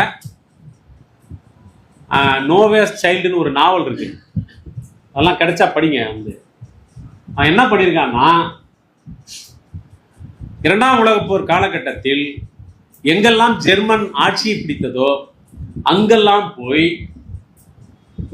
பொன்னிற கூந்தலும் நீல கண்களும் உயரமான பெண்களை தேர்வு செய்து, குறிப்பாக நார்வே நாட்டில் அப்படியான பெண்களை தேர்வு செய்து, அந்த தேர்வு செய்த பெண்களை நோய் நொடி இல்லாத, மரபு வழி நோய்கள் எதுவும் இல்லாத ஜெர்மானிய இராணுவ வீரர்களோடு சேர்ந்து நாட்டுக்காக குழந்தை பெற்றுக் கொடுக்கும் திட்டத்தை ஆரம்பித்தார்கள். அதுக்கு பேர் லெபனிஸ் பான் அப்படின்னு சொல்லி பேர். அவ்வாறு தங்களுடைய காலனி நாடுகளில் பூராவுமே இந்த திட்டத்தை அமல்படுத்தினார்கள். அதிலே ஒரு பெண்ணுடைய வாழ்க்கை வரலாறு தான் நான் சொல்றது. அவ தன்னுடைய 64வது வயசுல தான் அவளுக்கு இந்த விஷயம்லாம் தெரியுது. ஒரு பெண் தேர்வு செய்யப்பட்டு அவளுக்கு மெடிக்கல் செக்கப்லாம் முடிச்சு தன்னுடைய ஆண் துணையை அவர் தேர்ந்தெடுக்கிறார். அந்த ஆண் துணையை தேர்ந்தெடுத்த பிறகு அவர்கள் கோட்டை போன்ற சொகுசுகளோடு இருக்கக்கூடிய இடங்களிலே தங்க வைக்கப்படுகிறார். அவள் கருவுற்ற பிறகு அந்த இடத்திலிருந்து வேறு தனி இடத்திற்கு கொண்டு செல்லப்பட்டு அங்கே பராமரிக்கப்படுகிறாள். ஒரு பல்கலைக்கழக மாணவி நான் சிறப்பான ஒரு படிப்புக்காக செல்கிறேன் என்று சொல்லி நாட்டுக்காக குழந்தை பெற்றுக் கொடுப்பதை நான் பெருமிதமாக கருதுகிறேன் என்று சொல்லி போயிட்டு குழந்தை பெற்ற அனுபவத்தை எழுதியிருக்கிறார். அப்படி கிளம்பி போய் குழந்தையை பெற்று கொடுத்த பிறகு 3 நாட்களில் இருந்து 3 வாரத்திற்குள்ளாக அந்த குழந்தைகள் தாயிடமிருந்து பிரித்தெடுத்து கொண்டு போகப்படும். அப்படி கொண்டு போய் அந்த குழந்தைகளை தனி வார்ப்பாக இந்த ஜெர்மானிய ஆரிய இனத்தின் பெருமைகளையும் பெருமிதங்களையும் சொல்லி வளர்த்து அவர்களை தூய ஆரிய இனமாக வளர்த்தெடுக்கும் திட்டத்தை ஹிட்லரும் அவனுடைய அமைச்சர் ஹிம்லரும் வைத்திருந்தார்கள். அதை செயல்படுத்தியும் பார்த்தார்கள். அவன் சொல்றான் ஹிம்லர் 200 மில்லியன் பேரை இவ்வாறு நாம் உருவாக்கிவிட்டால் இந்த உலகம் ஜெர்மானியர்களுக்கு கட்டுப்பாட்டில் இருக்கும் என்று அவன் அறிவித்தான். அப்படியே கட் பண்ணுங்க, அப்படியே இந்தியாவுக்கு வாங்க. இங்க வந்தீங்கன்னா புரோகிதர்களால் கண்ணி கிழித்து கொடுக்கப்பட்ட நம்முடைய பட்டத்து இளவரசி ஆண்டமாறு தான் முத கூலியாளனுடைய மனைவியை திருமணம் முடித்த இரவு அவனோடு தான் தங்க வேண்டும் என்கிற கட்டுப்பாடு. குழந்தை இல்லாத தம்பதிகள் ஸ்பெர்ம் பேங்க்ல போய் இப்போ செயற்கை கருவூட்டம் இதெல்லாம் இப்போ நவீனத்தில் வந்துருச்சு. நீங்க என்ன நவீனத்துக்கு வந்தாலும் மிஸ்டர் மனு இருப்பார். இப்போ நீங்க நெட்ல போடுங்க, ஸ்பெர்ம் பேங்க்ல யாரோட ஸ்பெர்முக்கு அதிக டிமாண்ட் நினைக்கிறீங்க? என்ன எஃப்சினா நீங்க கூட சேர்த்துக்கீங்களா? யாரையாவது கரெக்டா சொல்லுங்க. இப்ப போய் பாருங்க, நீங்க இந்த ஐஐடின்னு இருக்குல்ல, இன்ஸ்டியூட் ஆஃப் ஐயங்கார் டெக்னாலஜி, அதுல போய் நீங்க அங்கெல்லாம் படிச்சீங்களா? எப்படி சத்தாங்க அங்க படிக்கக்கூடிய பிராமின் அவங்களுடைய ஸ்பெர்ம் இருந்தா அதுக்கு ஹெவி டிமாண்ட். சும்மா இப்ப பாருங்க, தேடுங்க, சும்மா தேடுங்க ஸ்பெர்ம் பேங்க். ஏங்க ஆக்சிடென்ட் ஆகி ரத்தம் கொடுக்கணும் அப்படின்னாவே அதுக்கே போடலாம். எங்க சாதியிலேயே ரத்தம் கிடைச்சா பரவாயில்ல, ஏன்னா உங்க சாதிக்கு நான் தனி குரூப் ஆகுது. ஸ்பெர்ம் பேங்க் அதான் ஐஐடியில போய் அப்புறம் இவன் பிறக்கிற குழந்தை அப்படி நேரம் ஐஐடியிலே தொட்டு வச்சு ஆட்ட அங்கேயே. என்ன கேவலமான இதுக்கெல்லாம் லிங்க் இருக்குதா உங்களுக்கு? லிங்க் இருக்கு. ஃபேசிசத்தினுடைய இந்த லிங்க் வெறும் போய் ஹிட்லரை போய் பார்த்தாங்க, முசோலினி போய் பார்த்தாங்கன்றது இல்ல, கருத்தியல் ரீதியாக அப்படியே இருக்காங்க, கிட்டத்துல இருக்காங்க, அருகாமையில் இருக்காங்க, ஒருத்தன் பாதுகாத்து இருக்காங்க, ஒருத்தன் டெம்பூட்டி இருக்காங்க. இப்ப வரைக்கும் இருக்குது இந்த கருத்து. இன்னைக்கு உலகம் முழுவதும் 2ஆம் உலகப் போர்ல ஹிட்லரை தோக்கடிச்சிட்டாங்க, செம்படை போய் ரஷ்யாவுடைய செம்படை போய் அவங்கள தோக்கடிச்சாங்க, ஹிட்லர் தற்கொலை பண்ணிக்கிட்டான்றாங்க. எனக்கு என்னமோ தற்கொலை பண்ண மாதிரி தெரியல, நம்மளதான் ஜாகரிச்சுக்கிறான்னு தெரியும். அப்படிதான் எனக்கு தெரியுது. நான் மீசை என்பது ஒரு மைல சொன்னேன், ஹிட்லர் என்பவன் ஒருவன் அல்லன்னு எழுதுனேன். இப்ப எனக்கு புரியுது, நல்லா புரியுது. அப்போ ஹிட்லர் வந்து காலம் கடந்தும் நின்று உலகளாவிய அளவில் இன்றைக்கு நியோ பாசிசம், நியோ நாஜிசம் என்று இன்றைக்கு புதிய அமைப்புகள், சக்திகள் வந்து கொண்டிருக்கிறார்கள். அதனுடைய விளைவு இங்கேயும் வந்து இருக்கு. இப்போ அவன் வந்து ஆரிய இனத்தின் பேரால் ஒரு நாட்டு தேசியத்தை கட்டமைப்பதற்கு முயற்சித்தான், சமூகத்தை புலப்படுத்த முயற்சித்தான் சொன்னா, இங்க இந்தியாவில் என்ன நடக்குதுன்னா, ஏற்கனவே மனு என்கிற ஒன்றை அவர்கள் உள்வாங்கி அதன் அடிப்படையில் 2000 வருடங்களாக அதுல புழுத்து நாறிட்டு இருக்கான். இந்த நாறுவது பத்தாதுன்னு கூடுதலாக பாசிஸ்ட் ஐடியாலஜி, ஆர்கனைசேஷன் மெத்தடு, இது எல்லாம் சேர்ந்து, இந்த இரண்டும் சேர்ந்து இன்னைக்கு இந்திய சமூகத்துக்குள்ள நம்மளை என்ன பண்ணிட்டு கூடுதலா இன்னொரு விஷயம் வருது. இந்தியாவில் கார்பரேட்டுகள், இந்த லிபரலைசேஷன் வந்த பிறகு கார்பரேட்டுகள் வந்து சேர்றான். அதுக்கு முன்னாடி கார்பரேட்டுகள் இருந்தாங்க. ஆனா லிபரலைசேஷன் வந்த பிறகு இது ஒரு முகமற்ற முதலாளித்துவமாக இது மாறிக்கொண்டிருக்கு. முகமற்ற முதலாளித்துவம் என்ன ஆயிட்டு இருக்குதுன்னு சொல்லி சொன்னா, 5ஆம் கட்ட தொழிற் புரட்சி அப்படின்னு பேசுது. இன்னைக்கு 5க்கு வந்துட்டீங்களாடா, நாங்கெல்லாம் எங்கடா இருக்கிறோம்? இன்னும் என் சகோதரன் வந்து கையால மழை அள்ளிட்டு இருக்கிறானே, அவன் எந்த ஜென்ரேஷன் தொழில்நுட்பத்தில் இருக்கிறான் அப்படின்னு நம்ம கேட்கணுமா இல்லையா? இன்னும் சுடுகாட்டுக்கு போறதுக்கு சண்டை போட்டுக்கிட்டு இருக்கானே, இன்னும் கோயிலுக்கு போறதுக்கு பிரச்சனை இருக்குதே. இந்தியாவில் இருக்கக்கூடிய 58% நிலத்து மக்களுக்கு குண்டூசி குத்த கூட நிலம் இல்லைன்னா இருக்கானே. இவன்லாம் எந்த தலைமுறையில, எந்த ஜென்ரேஷன் தொழில்நுட்பத்தில் வாழ்ந்துகிட்டு இருக்கான் அப்படின்ற கேள்வி எல்லாம் நமக்கு வரணும்ல. இப்ப பாருங்க, நம்ம 3 டிகிரி ஆயிட்டான். நம்ம மனு 1, பாசிசம் 1, பாசிசம் நாஜிசம் 2 வந்துருச்சு. கூடுதலா கார்பரேட் வந்திருக்காங்க. இவங்க எல்லாரும் சேர்ந்து இதுக்கு மொத்தமா ஒரு உருவம் கொடுத்தா யார் இருப்பாங்க அப்படின்னா, அதுதான் RSS, பிஜேபி, மோடி, எல்லாம் வேணும், எல்லாம் வேணும். இதுல ஒரு சாரதா யூனிவர்சிட்டின்னு ஒன்று இருக்குல்ல, இந்த நொய்டாவில், அந்த சாரதா யூனிவர்சிட்டியில் ஒரு கூத்து நடந்துச்சு. அங்கே ஒருத்தர் என்ன பண்ணா வந்து ஒரு கேள்வி கேட்டாங்க. அந்த கேள்வியில் என்ன கேட்டாங்கன்னா, பாசிஸ்டுக்கும் நாஜிஸ்டுக்கும் இப்போ இருக்கிற ரைட் விங்கும் ஏதாவது தொடர்பு இருக்கிறதா நினைக்கிறீங்களா? இருந்தால் விவரித்து எழுதுன்னு ஒரு கேள்வி கேட்டாங்க. கொஞ்சம் தைரியமான யாரோ ஒருத்தர் இருந்திருப்பான் போல தெரியும். அவ்வளோதான், கொந்தளிச்சாங்க இவங்க. கொந்தளிச்சு அது எப்படி எங்களை பாசிஸ்டுகள் நாஜிஸ்களோடலாம் சேர்க்கலாம் அப்படின்ட்டான். கேட்ட உடனே அவர் கொந்தளிச்சாங்க. நான் என்ன புரிஞ்சுக்கிறேன்னா, ஏண்டா எங்களை பார்த்தா அவன் காப்பி அடிச்சான், நாங்கள் அவனை பார்த்து காப்பி அடிச்சா எப்படி இழிவா சொல்லிட்டோன்னு கோச்சிட்டானா என்னன்னு தெரியல. அப்படிதான் நான் புரிஞ்சுக்கிறேன். அதுக்கப்புறம் பார்த்தீங்கன்னா, இந்த மனுஸ்மிருதியை பற்றி பல பேர் பல விதமாக சொல்லிக்கிட்டு இருக்காங்க. அதில் இவன் ஒருத்தன் இருக்கான் வந்து, அவன் பேர் என்ன, பழிவாள்னு அவர் ஒரு ப்ரொஃபஸர். அவன் வந்து மனுஸ்மிருதியும் அம்பேத்கர்னு ஒரு புத்தகம் எழுதியிருக்கான். அதை எழுதுறதுக்கு அவன் சொன்ன நோக்கம், மனுஸ்மிருதி பற்றி குழப்பம் அடைபவர்களுக்காக நம்மளை தான் சொல்றான். அது தற்போதைய சாதி அமைப்பு, மேல்தட்டு வர்க்கம் மற்றும் தீண்டாமையை ஆதரிப்பதாக கருதுவர்களுக்காக, அதுவும் நம்ம தான். இந்த புத்தகம் எழுதப்பட்டுள்ளது, நமக்கெல்லாம் விளக்கம் சொல்றதா எழுதியிருக்கான். கூடுதலான சொல்றான், மனு சூத்திரர்களையும் பெண்களையும் எதிர்த்தவர், பிராமணியத்தை ஆதரிப்பவர் என்ற குழப்பத்தை நீக்குவதே புத்தகத்தின் 2வது நோக்கம்.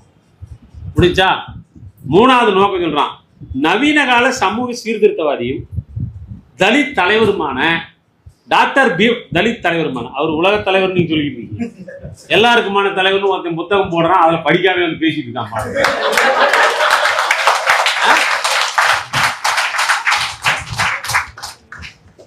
அதுல இவன் சொல்றான் பாருங்க, தலித் தலைவருமான டாக்டர் பீமாராவ் அம்பேத்கர் பரப்பிய தவறான புரிதலை அகற்றுவதே இந்த புத்தகத்தின் வேலை. அவன் இன்னமும் மனுஸ்மிருதியை ஜஸ்டிஃபை பண்ணி எழுதிக்கிட்டே இருக்கான். நம்மால் வந்து மனுங்கிற பேரையே படிக்காம, மனுஸ்மிருதிங்கிற புத்தகத்தை பத்தியே தெரிஞ்சுக்காம, அதுல சொல்லி இருக்கிறத பூரா சின்சியரா ஃபாலோ பண்ணிட்டு இருக்கான். சின்சியரா ஃபாலோ பண்ணிட்டு இருக்கான். இந்த மனுதான் பாசிசத்துக்கான நம்முடைய மன தகவமைப்புக்கு தோதாக நம்முடைய மனதை கட்டமைக்கிறதுல, தகவமைக்கிறதுல மனுவுக்கு இருக்கு பெரிய ரோல் இருக்கு. அது மேலதான் இன்றைக்கு இருக்கக்கூடிய வலதுசாரி தேசியவாதம் நம் மீது கட்டமைக்கப்படுது, தேசிய பெருமிதம் நம்ம மீது கட்டமைக்கப்படுது. இன்றைக்கு சொல்லக்கூடிய இந்த இந்துத்துவா என்பது, அவங்க சொல்லக்கூடிய விஷயம் என்ன அப்படின்னா, இந்தியா என்பது உலகத்திற்கே வழிகாட்டி, விஸ்வகுரு. பார்த்தா விஸ்வகுரு மாதிரிதான் இருக்காங்க. இந்த விஸ்வகுரு நம்ம தான். இந்த விஸ்வகுருவாக உலகத்திற்கே அறிவு சொல்லும் வழிகாட்டியாக இருந்த நம்மை இஸ்லாமியர்கள் குறுக்கீடு செய்து 800 ஆண்டு காலம் நம்முடைய பெருமையை சிதைத்து விட்டார்கள். சிதைக்கப்பட்ட அந்த பெருமையை மீட்பதற்காக நாம் மோடி தலைமையில் 3வது முறையாக ஆட்சி. அப்படிதானே? இதுதான் அவங்க சொல்றாங்க. இப்ப இவர்கள் கட்டமைக்க விரும்புவது என்பது, இவர்கள் சொல்வதைப் போல இந்தியா பழம்பெருமை மிக்க நாடும் இல்லை, இவர்கள் சொல்வதைப் போல அது இந்து நாடுவாகவும் இருந்ததில்லை. இந்த நாட்டில் அறிவார்த்தமாக சமத்துவமாக ஏதாவது நடந்தது என்றால் அது புராணத்தின் அடிப்படையில், வேதத்தின் அடிப்படையில், ஆரியத்தின் அடிப்படையில், சமஸ்கிருதத்தின் அடிப்படையில் இருந்த இந்த பிராமணிய மதத்தை, வேத மதத்தை எதிர்த்து நடந்த போராட்டத்தினால் தான் ஏதாவது நடந்திருக்கிறது. இவங்களால எதுவும் நடக்கல. நிர்மலா சீதாராமன் தான் சொல்லுங்க. நிர்மலா சீதாராமன் இன்னைக்கு மினிஸ்டரா இருக்கிறாங்கன்னா அது RSSல அவங்க இருந்ததுனாலயோ JNUல படிச்சதுனாலே இல்ல. அது அம்பேத்கர், பெரியார், சாவித்ரிபாய் பூலே இவங்கெல்லாம் போட்ட அடித்தளத்தினால நம்ம படிக்க வந்திருக்குது. அதனால மினிஸ்டர் ஆயிருக்குது. தமிழிசை எதனால கவர்னர் ஆனாங்க? நீங்க பெரிய டாக்டரு, நீங்க ஊசி போட்டு மக்களை கொல்லாம இருக்கிறதுக்காக நாங்க உங்களுக்கு இந்த பொறுப்பு கொடுக்கணுங்களா? இல்லையே. பெண்கள் பொதுவெளியில் அதிகார அமைப்புகளில் செயலாற்ற முடியும் என்கிற நம்பிக்கை இந்த நாடு 100-150 வருஷமா போராடி காட்டியிருக்குது. பிரிட்டிஷ்காரன் கொண்டு வந்த நவீன கல்வி, அந்த கல்வி சில திட்டமிடப்படாத ஆதாயங்களை கொடுத்ததாக ஆனந்த் செல்தும்பே பதிவு பண்றார். திட்டமிடப்படாத ஆதாயங்களில் ஒன்று இந்த கல்வி, அதன் நேரடியாக வந்த வளர்ச்சி. அதனாலதானே இதெல்லாம் நடந்திருக்குது. இதுல பெண்களுக்கு என்ன ரோலு? இவங்க சொல்லக்கூடிய இந்துத்துவ அடிப்படையிலான இடத்துல பெண்களுக்கு என்ன வேலை? RSS தலைவர் மோகன் பகத் இப்ப நீங்க நெட்ல தேடுங்க, அவர் என்ன சொல்றாரு? என்ன இருந்தாலும் பெண்கள் குடும்பத்தை நடத்துவதற்கு தான் தகுதியான பெண்கள் 4 குழந்தைகளை பெற்றுக்கொள்ள வேண்டும். 1-2லாம் கிடையாது, 4 பேர் பெற்றுக்கிட்டு உங்களுக்கு 1 வச்சுக்கிட்டு நாட்டுக்கு 3 கொடுத்துருங்க. ஹிட்லர் என்னடா சொன்னா? இவங்க ஐடியாலாம் எங்கிருந்து வருதுன்னு பாத்தீங்களா? அப்ப நீங்க படிச்சிருக்கிறீங்க, வேலைக்கு வந்திருக்கிறீங்க, கூட்டம் நடத்துறீங்க, இதெல்லாம் பார்த்தா சும்மா இருப்பானா? காண்டாயி தானே கேட்கறான். என்ன சொல்றான்? நீங்க 4 குழந்தைய பெற்றுக்கணும், 4 குழந்தைய பெற்றாதான் நாட்டில் பாப்புலேஷன் கண்ட்ரோல். இந்த பாப்புலேஷன் கண்ட்ரோல் யாரை கண்ட்ரோல் பண்றது? உங்களை கண்ட்ரோல் பண்றல, அவனை கண்ட்ரோல் பண்ணணும்னா நீ அதிகமா பெற்றுக்கணும். நாம் இருவர், அவன் சொல்றான், நாம் இருவர் நமக்கு இருவர் இருக்காதீங்க. ஏன்னா அவங்க 5 பேரு, 5 × 5 25 அப்படின்றான்.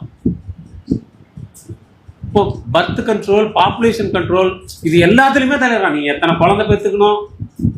நீங்க படிச்சிருப்பீங்க, இருந்தாலும் ஞாபகப்படுத்துறேன். எப்படி அவன் லெபனிஸ்மான் சொல்லி ஒரு திட்டத்தை வச்சு குழந்தை பெற்றானோ, அதே மாதிரி இங்க ஒரு திட்டத்தை இப்போ இன்ட்ரோடியூஸ் பண்ணிருக்காங்க. நானே சொல்லி கொடுத்து ஐடியா கொடுத்த மாதிரி ஆயிருமோ? உத்தம சந்தான திட்டம்னு ஒன்று வந்திருக்கு. இந்த உத்தம சந்தான திட்டம் என்ன அப்படின்னா, உங்கள் குழந்தை நோய் நொடி இல்லாமல் வெள்ள வெளியேறு என்று பாட்டசாட்டமாக எந்த குறைபாடும் இல்லாமல் அறிவோடு, அதுக்கெல்லாம் என்ன வச்சிருக்கான்னு தெரியல, பிறக்க வேண்டும் என்றால் அதற்கு நாங்கள் சொல்லும்படி குழந்தை பெற்றுக் கொள்ளுங்கள். எங்க கிட்ட வாங்க, நாங்க உங்களுக்கு நல்லா அதே மாதிரி ISI முத்திரையோட ஒரு குழந்தையை பெற்று தரோம். அதுக்கு பேர் உத்தம சந்தானம், குறைபாடு இல்லாத சந்ததியை உருவாக்குவது. புரியுது உங்களுக்கு? லிங்க் எங்க இருக்குன்னு? சும்மா அவன் முஸ்லீம்களை அடிக்கிறான் அந்த வேலையை மட்டும் அவன் பார்க்கல. நீங்க என்ன பண்றீங்கிறத உங்க படுக்கறைக்குள்ள உட்காந்துக்கிட்டு உங்களை வேவை பார்த்துக்கிட்டு இருக்கான். உங்க சமையல் கட்டில உட்காந்துருக்கான், உன் சட்டியை திறந்து பார்க்கறான்ல, உன் சட்டிக்குள்ள என்ன வேகுது. அக்லக்கோட வீட்டுல என்ன பண்ணா மொழி? அவரோட சட்டியில வெந்துகிட்டு இருக்கிறது ஆட்டுக்கறியா மாட்டுக்கறியா தானே பார்த்தான். உங்க சட்டியை திறந்து பார்க்கறான். உங்க பெட்ரூம்குள்ள உட்காந்துருக்கான். நீங்க எப்ப நீங்க உங்களுடைய இல்லற வாழ்க்கையை நீங்கள் எப்படி நடத்த வேண்டும் என்று தீர்மானிக்கிறான். எத்தனை குழந்தைய பெற்றுக்கணும்னு சொல்றான். என்ன உடுத்தணும் இல்லையா? ஜனாதிபதியே ஆனாலையும் பிரதிபா பட்டேல் எப்படி வராங்க? இப்படிதான். திரௌபதி முர்மு பார்லிமெண்ட் பில்டிங் திறப்புலாவுக்கு போனாங்களா? போல. ஏன்? ஒன்னு பெண்ணு, இன்னொரு பழங்குடி, இன்னொரு விதவை, வனவாசி. இப்ப எவ்வளவு சூட்சமா வேலை நடந்துகிட்டு இருக்குது. இந்த திட்டத்துக்குள்ள நம்மெல்லாம் வெள்ளடியா யாரா இருக்க போறோம்ன்றது ரொம்ப பெரிய கேள்வி. ஆனா இதெல்லாம் சொன்ன உடனே நம்ம தோழர் சொல்லுவாங்க, ஆனானப்பட்ட ஹிட்லரையே தோக்கடிச்சுவாங்க. நம்ம வரலாறு நமக்கு பாடம் சொல்லி கொடுத்திருக்கிறது அப்படின்னுவாங்க. பாடம் உங்களுக்கு மட்டுமா சொல்லிப்பான், அவங்க கத்துக்க மாட்டாங்க.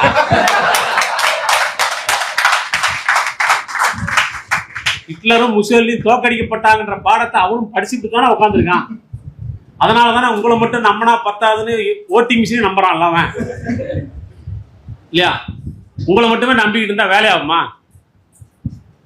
நீங்க இப்படி கூட்டத்தை போடுவீங்க, ஆளாளுக்கு உசு பேத்துவீங்க, 4 விஷயம் சொல்லி கொடுப்பீங்க, இது பூரா அப்படியே மண்டையில் இருக்குதோ இல்லையோ கொஞ்சமாச்சும் ஏதாவது யோசிப்பீங்க. இதெல்லாம் சிக்கல் தானே. இப்போ வரலாற்றிலிருந்து அவர்களும் பாடத்தை கற்றுக்கொண்டிருக்கிறார்கள்.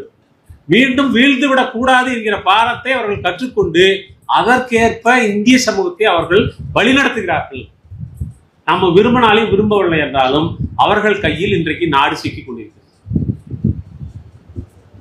அந்த சிக்கிக் கொண்டது நான் சொல்றது வெறும் தேர்தல் மட்டும் இல்ல, நாடாளுமன்றத்தில் மெஜாரிட்டின்றது மட்டும் இல்ல.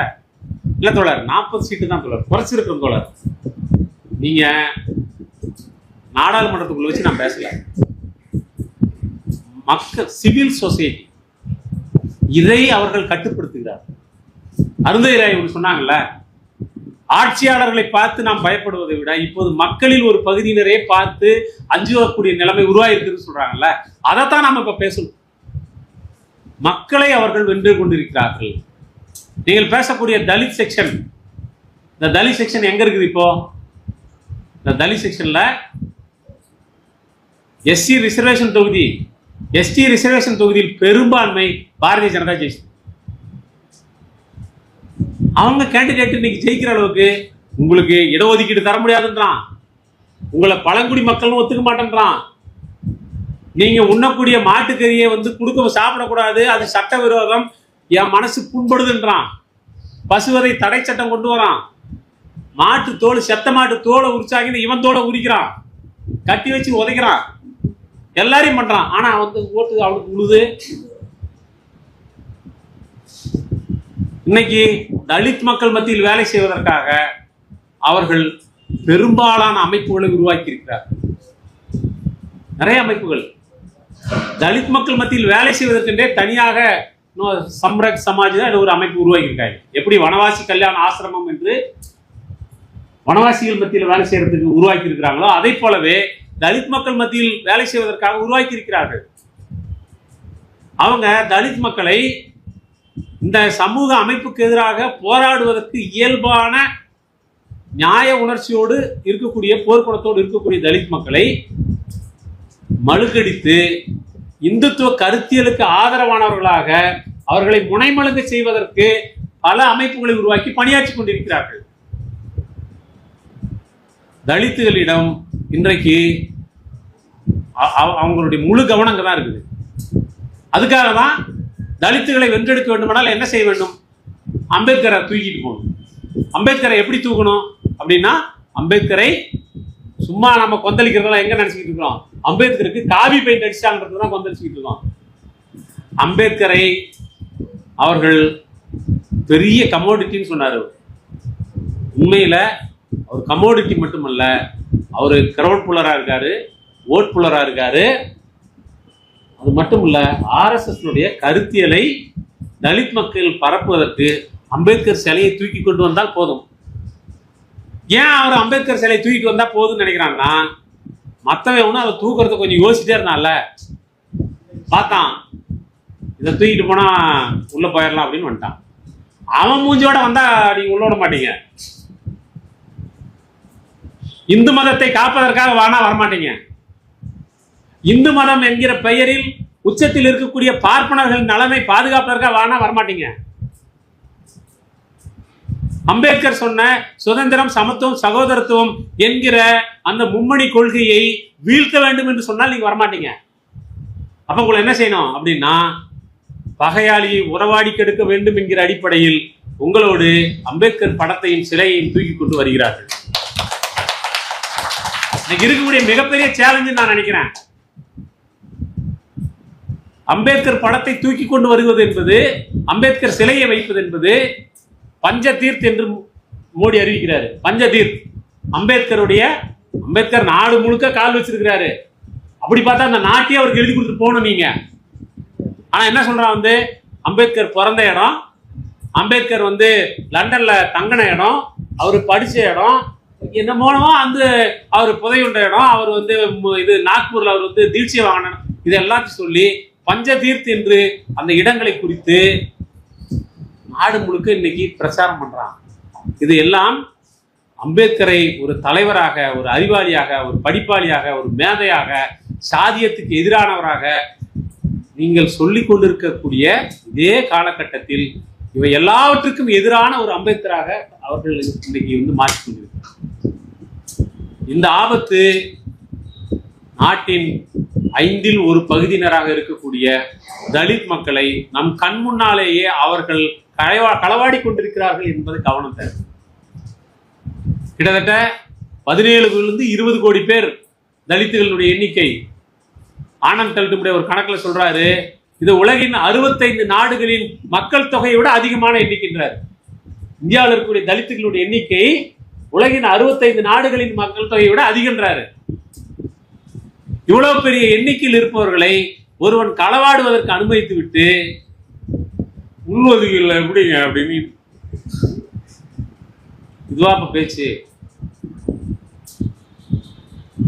அருந்ததியர்களை நீங்க அவங்கள தலித் ஒற்றுமைன்னு சொல்றோம்.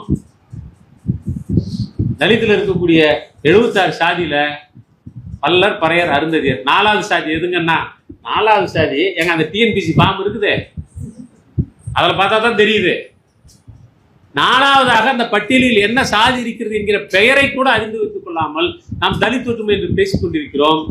இயல்பாக அதில் இருக்கக்கூடிய ஒரு உட்பிரிவு வரலாற்று ரீதியாக தனக்கு கிடைத்திருக்க வேண்டிய பங்கை வேண்டும் என்று கேட்டால் அதை பெரிய அநீதியாக முன்னிறுத்தி அவர்களுக்கு எதிராக பகைமை பேசுவது, வெறுப்பை வளர்ப்பது என்பது இந்துத்துவ கருத்தியலுக்கு வளம் சேர்ப்பதாக அமையும்.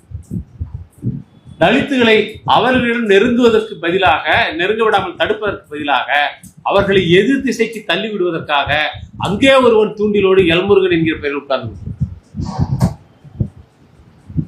தலித்துகளை சுற்றி வளைத்துக் கொண்டிருக்கக்கூடிய ஆபத்துகள் பொருளாதார தளத்தில் ஒரு படி என்றால், பண்பாட்டு தளத்தில் ஒரு படி என்றால், அரசியல் தளத்தில் வேறொன்று நடந்து கொண்டிருக்கிறது.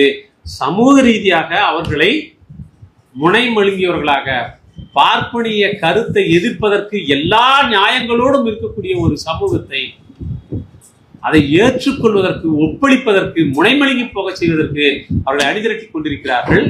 அந்த அணிதிரட்டலுக்கு எதிராக தலித்துகள் தங்களை தாங்களே ஒருமைப்படுத்திக் கொள்வதும், அறிவார்த்தமாக செயல்படுவதும், தத்துவ தெளிவோடு அவர்கள் தங்களுடைய எதிர்கால பணிகளை மேற்கொள்வதும் தான் இன்றைக்கு இருக்கக்கூடிய முக்கியமான சவாலாக நான் கருதுகிறேன். பார்ப்பனியம், கார்பரேட்டிசம், இது ரெண்டும் சேர்ந்து ஒரு பார்ப்பரேட்டியம் என்ற ஒன்றை உருவாக்கி இருப்பதாக நான் கருதுகிறேன். இந்த பார்ப்பரேட்டிய காலத்தில் நாம் ஒவ்வொருவரும் இந்த பார்ப்பரேட்டியத்திற்கு எதிரானவர்களாக நம்மை மாற்றிக்கொள்ள வேண்டும் என்றால், உலகளாவிய அளவில் எந்தெந்த சமூகங்கள் இப்படி மொத்தத்துவமாக டோட்டாலிட்டேரியன் என்கிற பெயரில் அல்லது தேசியவாதம் என்கிற பெயரில் கடந்த கால பொற்காலத்தை அடைவோம் என்கிற பெயரில் மக்களை பிளவுபடுத்தி ஆதிக்கம் செலுத்தினார்களோ அதனுடைய ஒரு பகுதியாக, நீட்சியாக அல்லது இந்திய வகைப்பட்டதாக இங்கு இருக்கக்கூடிய ஆட்சியாளர்கள் அதனுடைய தாய் அமைப்பு அல்லது தந்தை அமைப்பு அல்லது என்ன சொல்றது விஷ தொட்டில் என்று எதை சொன்னாலும் சரி, அப்படி ஒரு அமைப்பாக RSS இருக்கிறது. இதுக்கு வளர்த்திருக்கக்கூடிய இந்த தத்துவம் என்பது ஹிட்லரும் முசோலினியும் சொன்ன பாசிசம் அல்ல, அதற்கும் ஒரு படி மேலே போய் இது பாசிசம் பிளஸ் ஆக இருக்கிறது என்று நான் புரிந்து கொள்கிறேன். உங்களால் புரிந்து கொள்ள முடிந்தால் இதையே எடுத்துக்கொள்ளுங்கள். இது சார்ந்த விஷயங்களை படியுங்கள், உரையாடுங்கள்.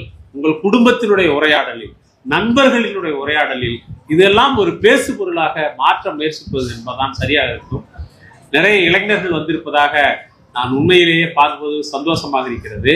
ஏனென்றால் அநேகமா இங்கதான் டீ மாஸ்டர் குழப்பம் இருந்திருக்குன்னு நினைக்கிறேன். பாதி பேருக்கு மேல. ஆமா, எங்க கூட்டத்தெல்லாம் போனா அப்படி வந்து சுவர் இல்லாம எத்தனைதான் முதல்ல கேட்கற மாதிரி இருக்கு. என்ன நம்ம கொஞ்சம் சுயவரசமா பேசிக்கும் அதுல என்ன இருக்குது? எவ்வளவு நாளைக்கு தான் வலிக்காத மாதிரியே நம்ம நடிக்கிறது. கொஞ்சம் நம்மளை ஓபன் பண்ணி பேசு. ஏன் இளைஞர்கள் அங்கே போகிறார்? ஹிட்லர் சொல்றான் வந்து புலியின் வேகத்தோடும், அவன் சொல்ற பாருங்க, இளைஞர்களை பார்த்துலாம், புலியின் வேகத்தோடும் தோளின் உறுதியோடும் இரும்பின் வல்லமையோடும் வந்து இருக்கக்கூடிய இளைஞர்கள் எனக்கு வேண்டும்ன்றான். நமக்கு வேணாவாயா? அவனுக்கே வேணும்னா அவனை எதுக்கிறதுக்கு நமக்கு எவ்வளவு பேர் வேணும்? இந்த நாட்டினுடைய இளைஞர்கள் உலகின் இளைஞர்கள் சக்தியில் பெரும்பான்மையானவர். இந்திய மக்கள் தொகையில் 51% மேலானவர்கள் இளையோர் என்று சொல்லக்கூடிய வகமைக்குள் வரக்கூடியவர்கள். இவர்களை அரசியல் படுத்துவது என்பதும் கருத்தியல் தெளிவை உருவாக்குவது என்பதும் மிக மிக அவசியமான ஒரு அரசியல் பணி என்று நினைக்கின்றேன். அந்த பணியை மேற்கொண்டிருக்கக்கூடிய உங்களோடு இணைந்து இந்த கூட்டத்திலே உரையாற்றுவதற்கும் சில விஷயங்களை பகிர்ந்து கொள்வதற்கும் வாய்ப்பளித்தமைக்காக நன்றி கூறுகிறேன்.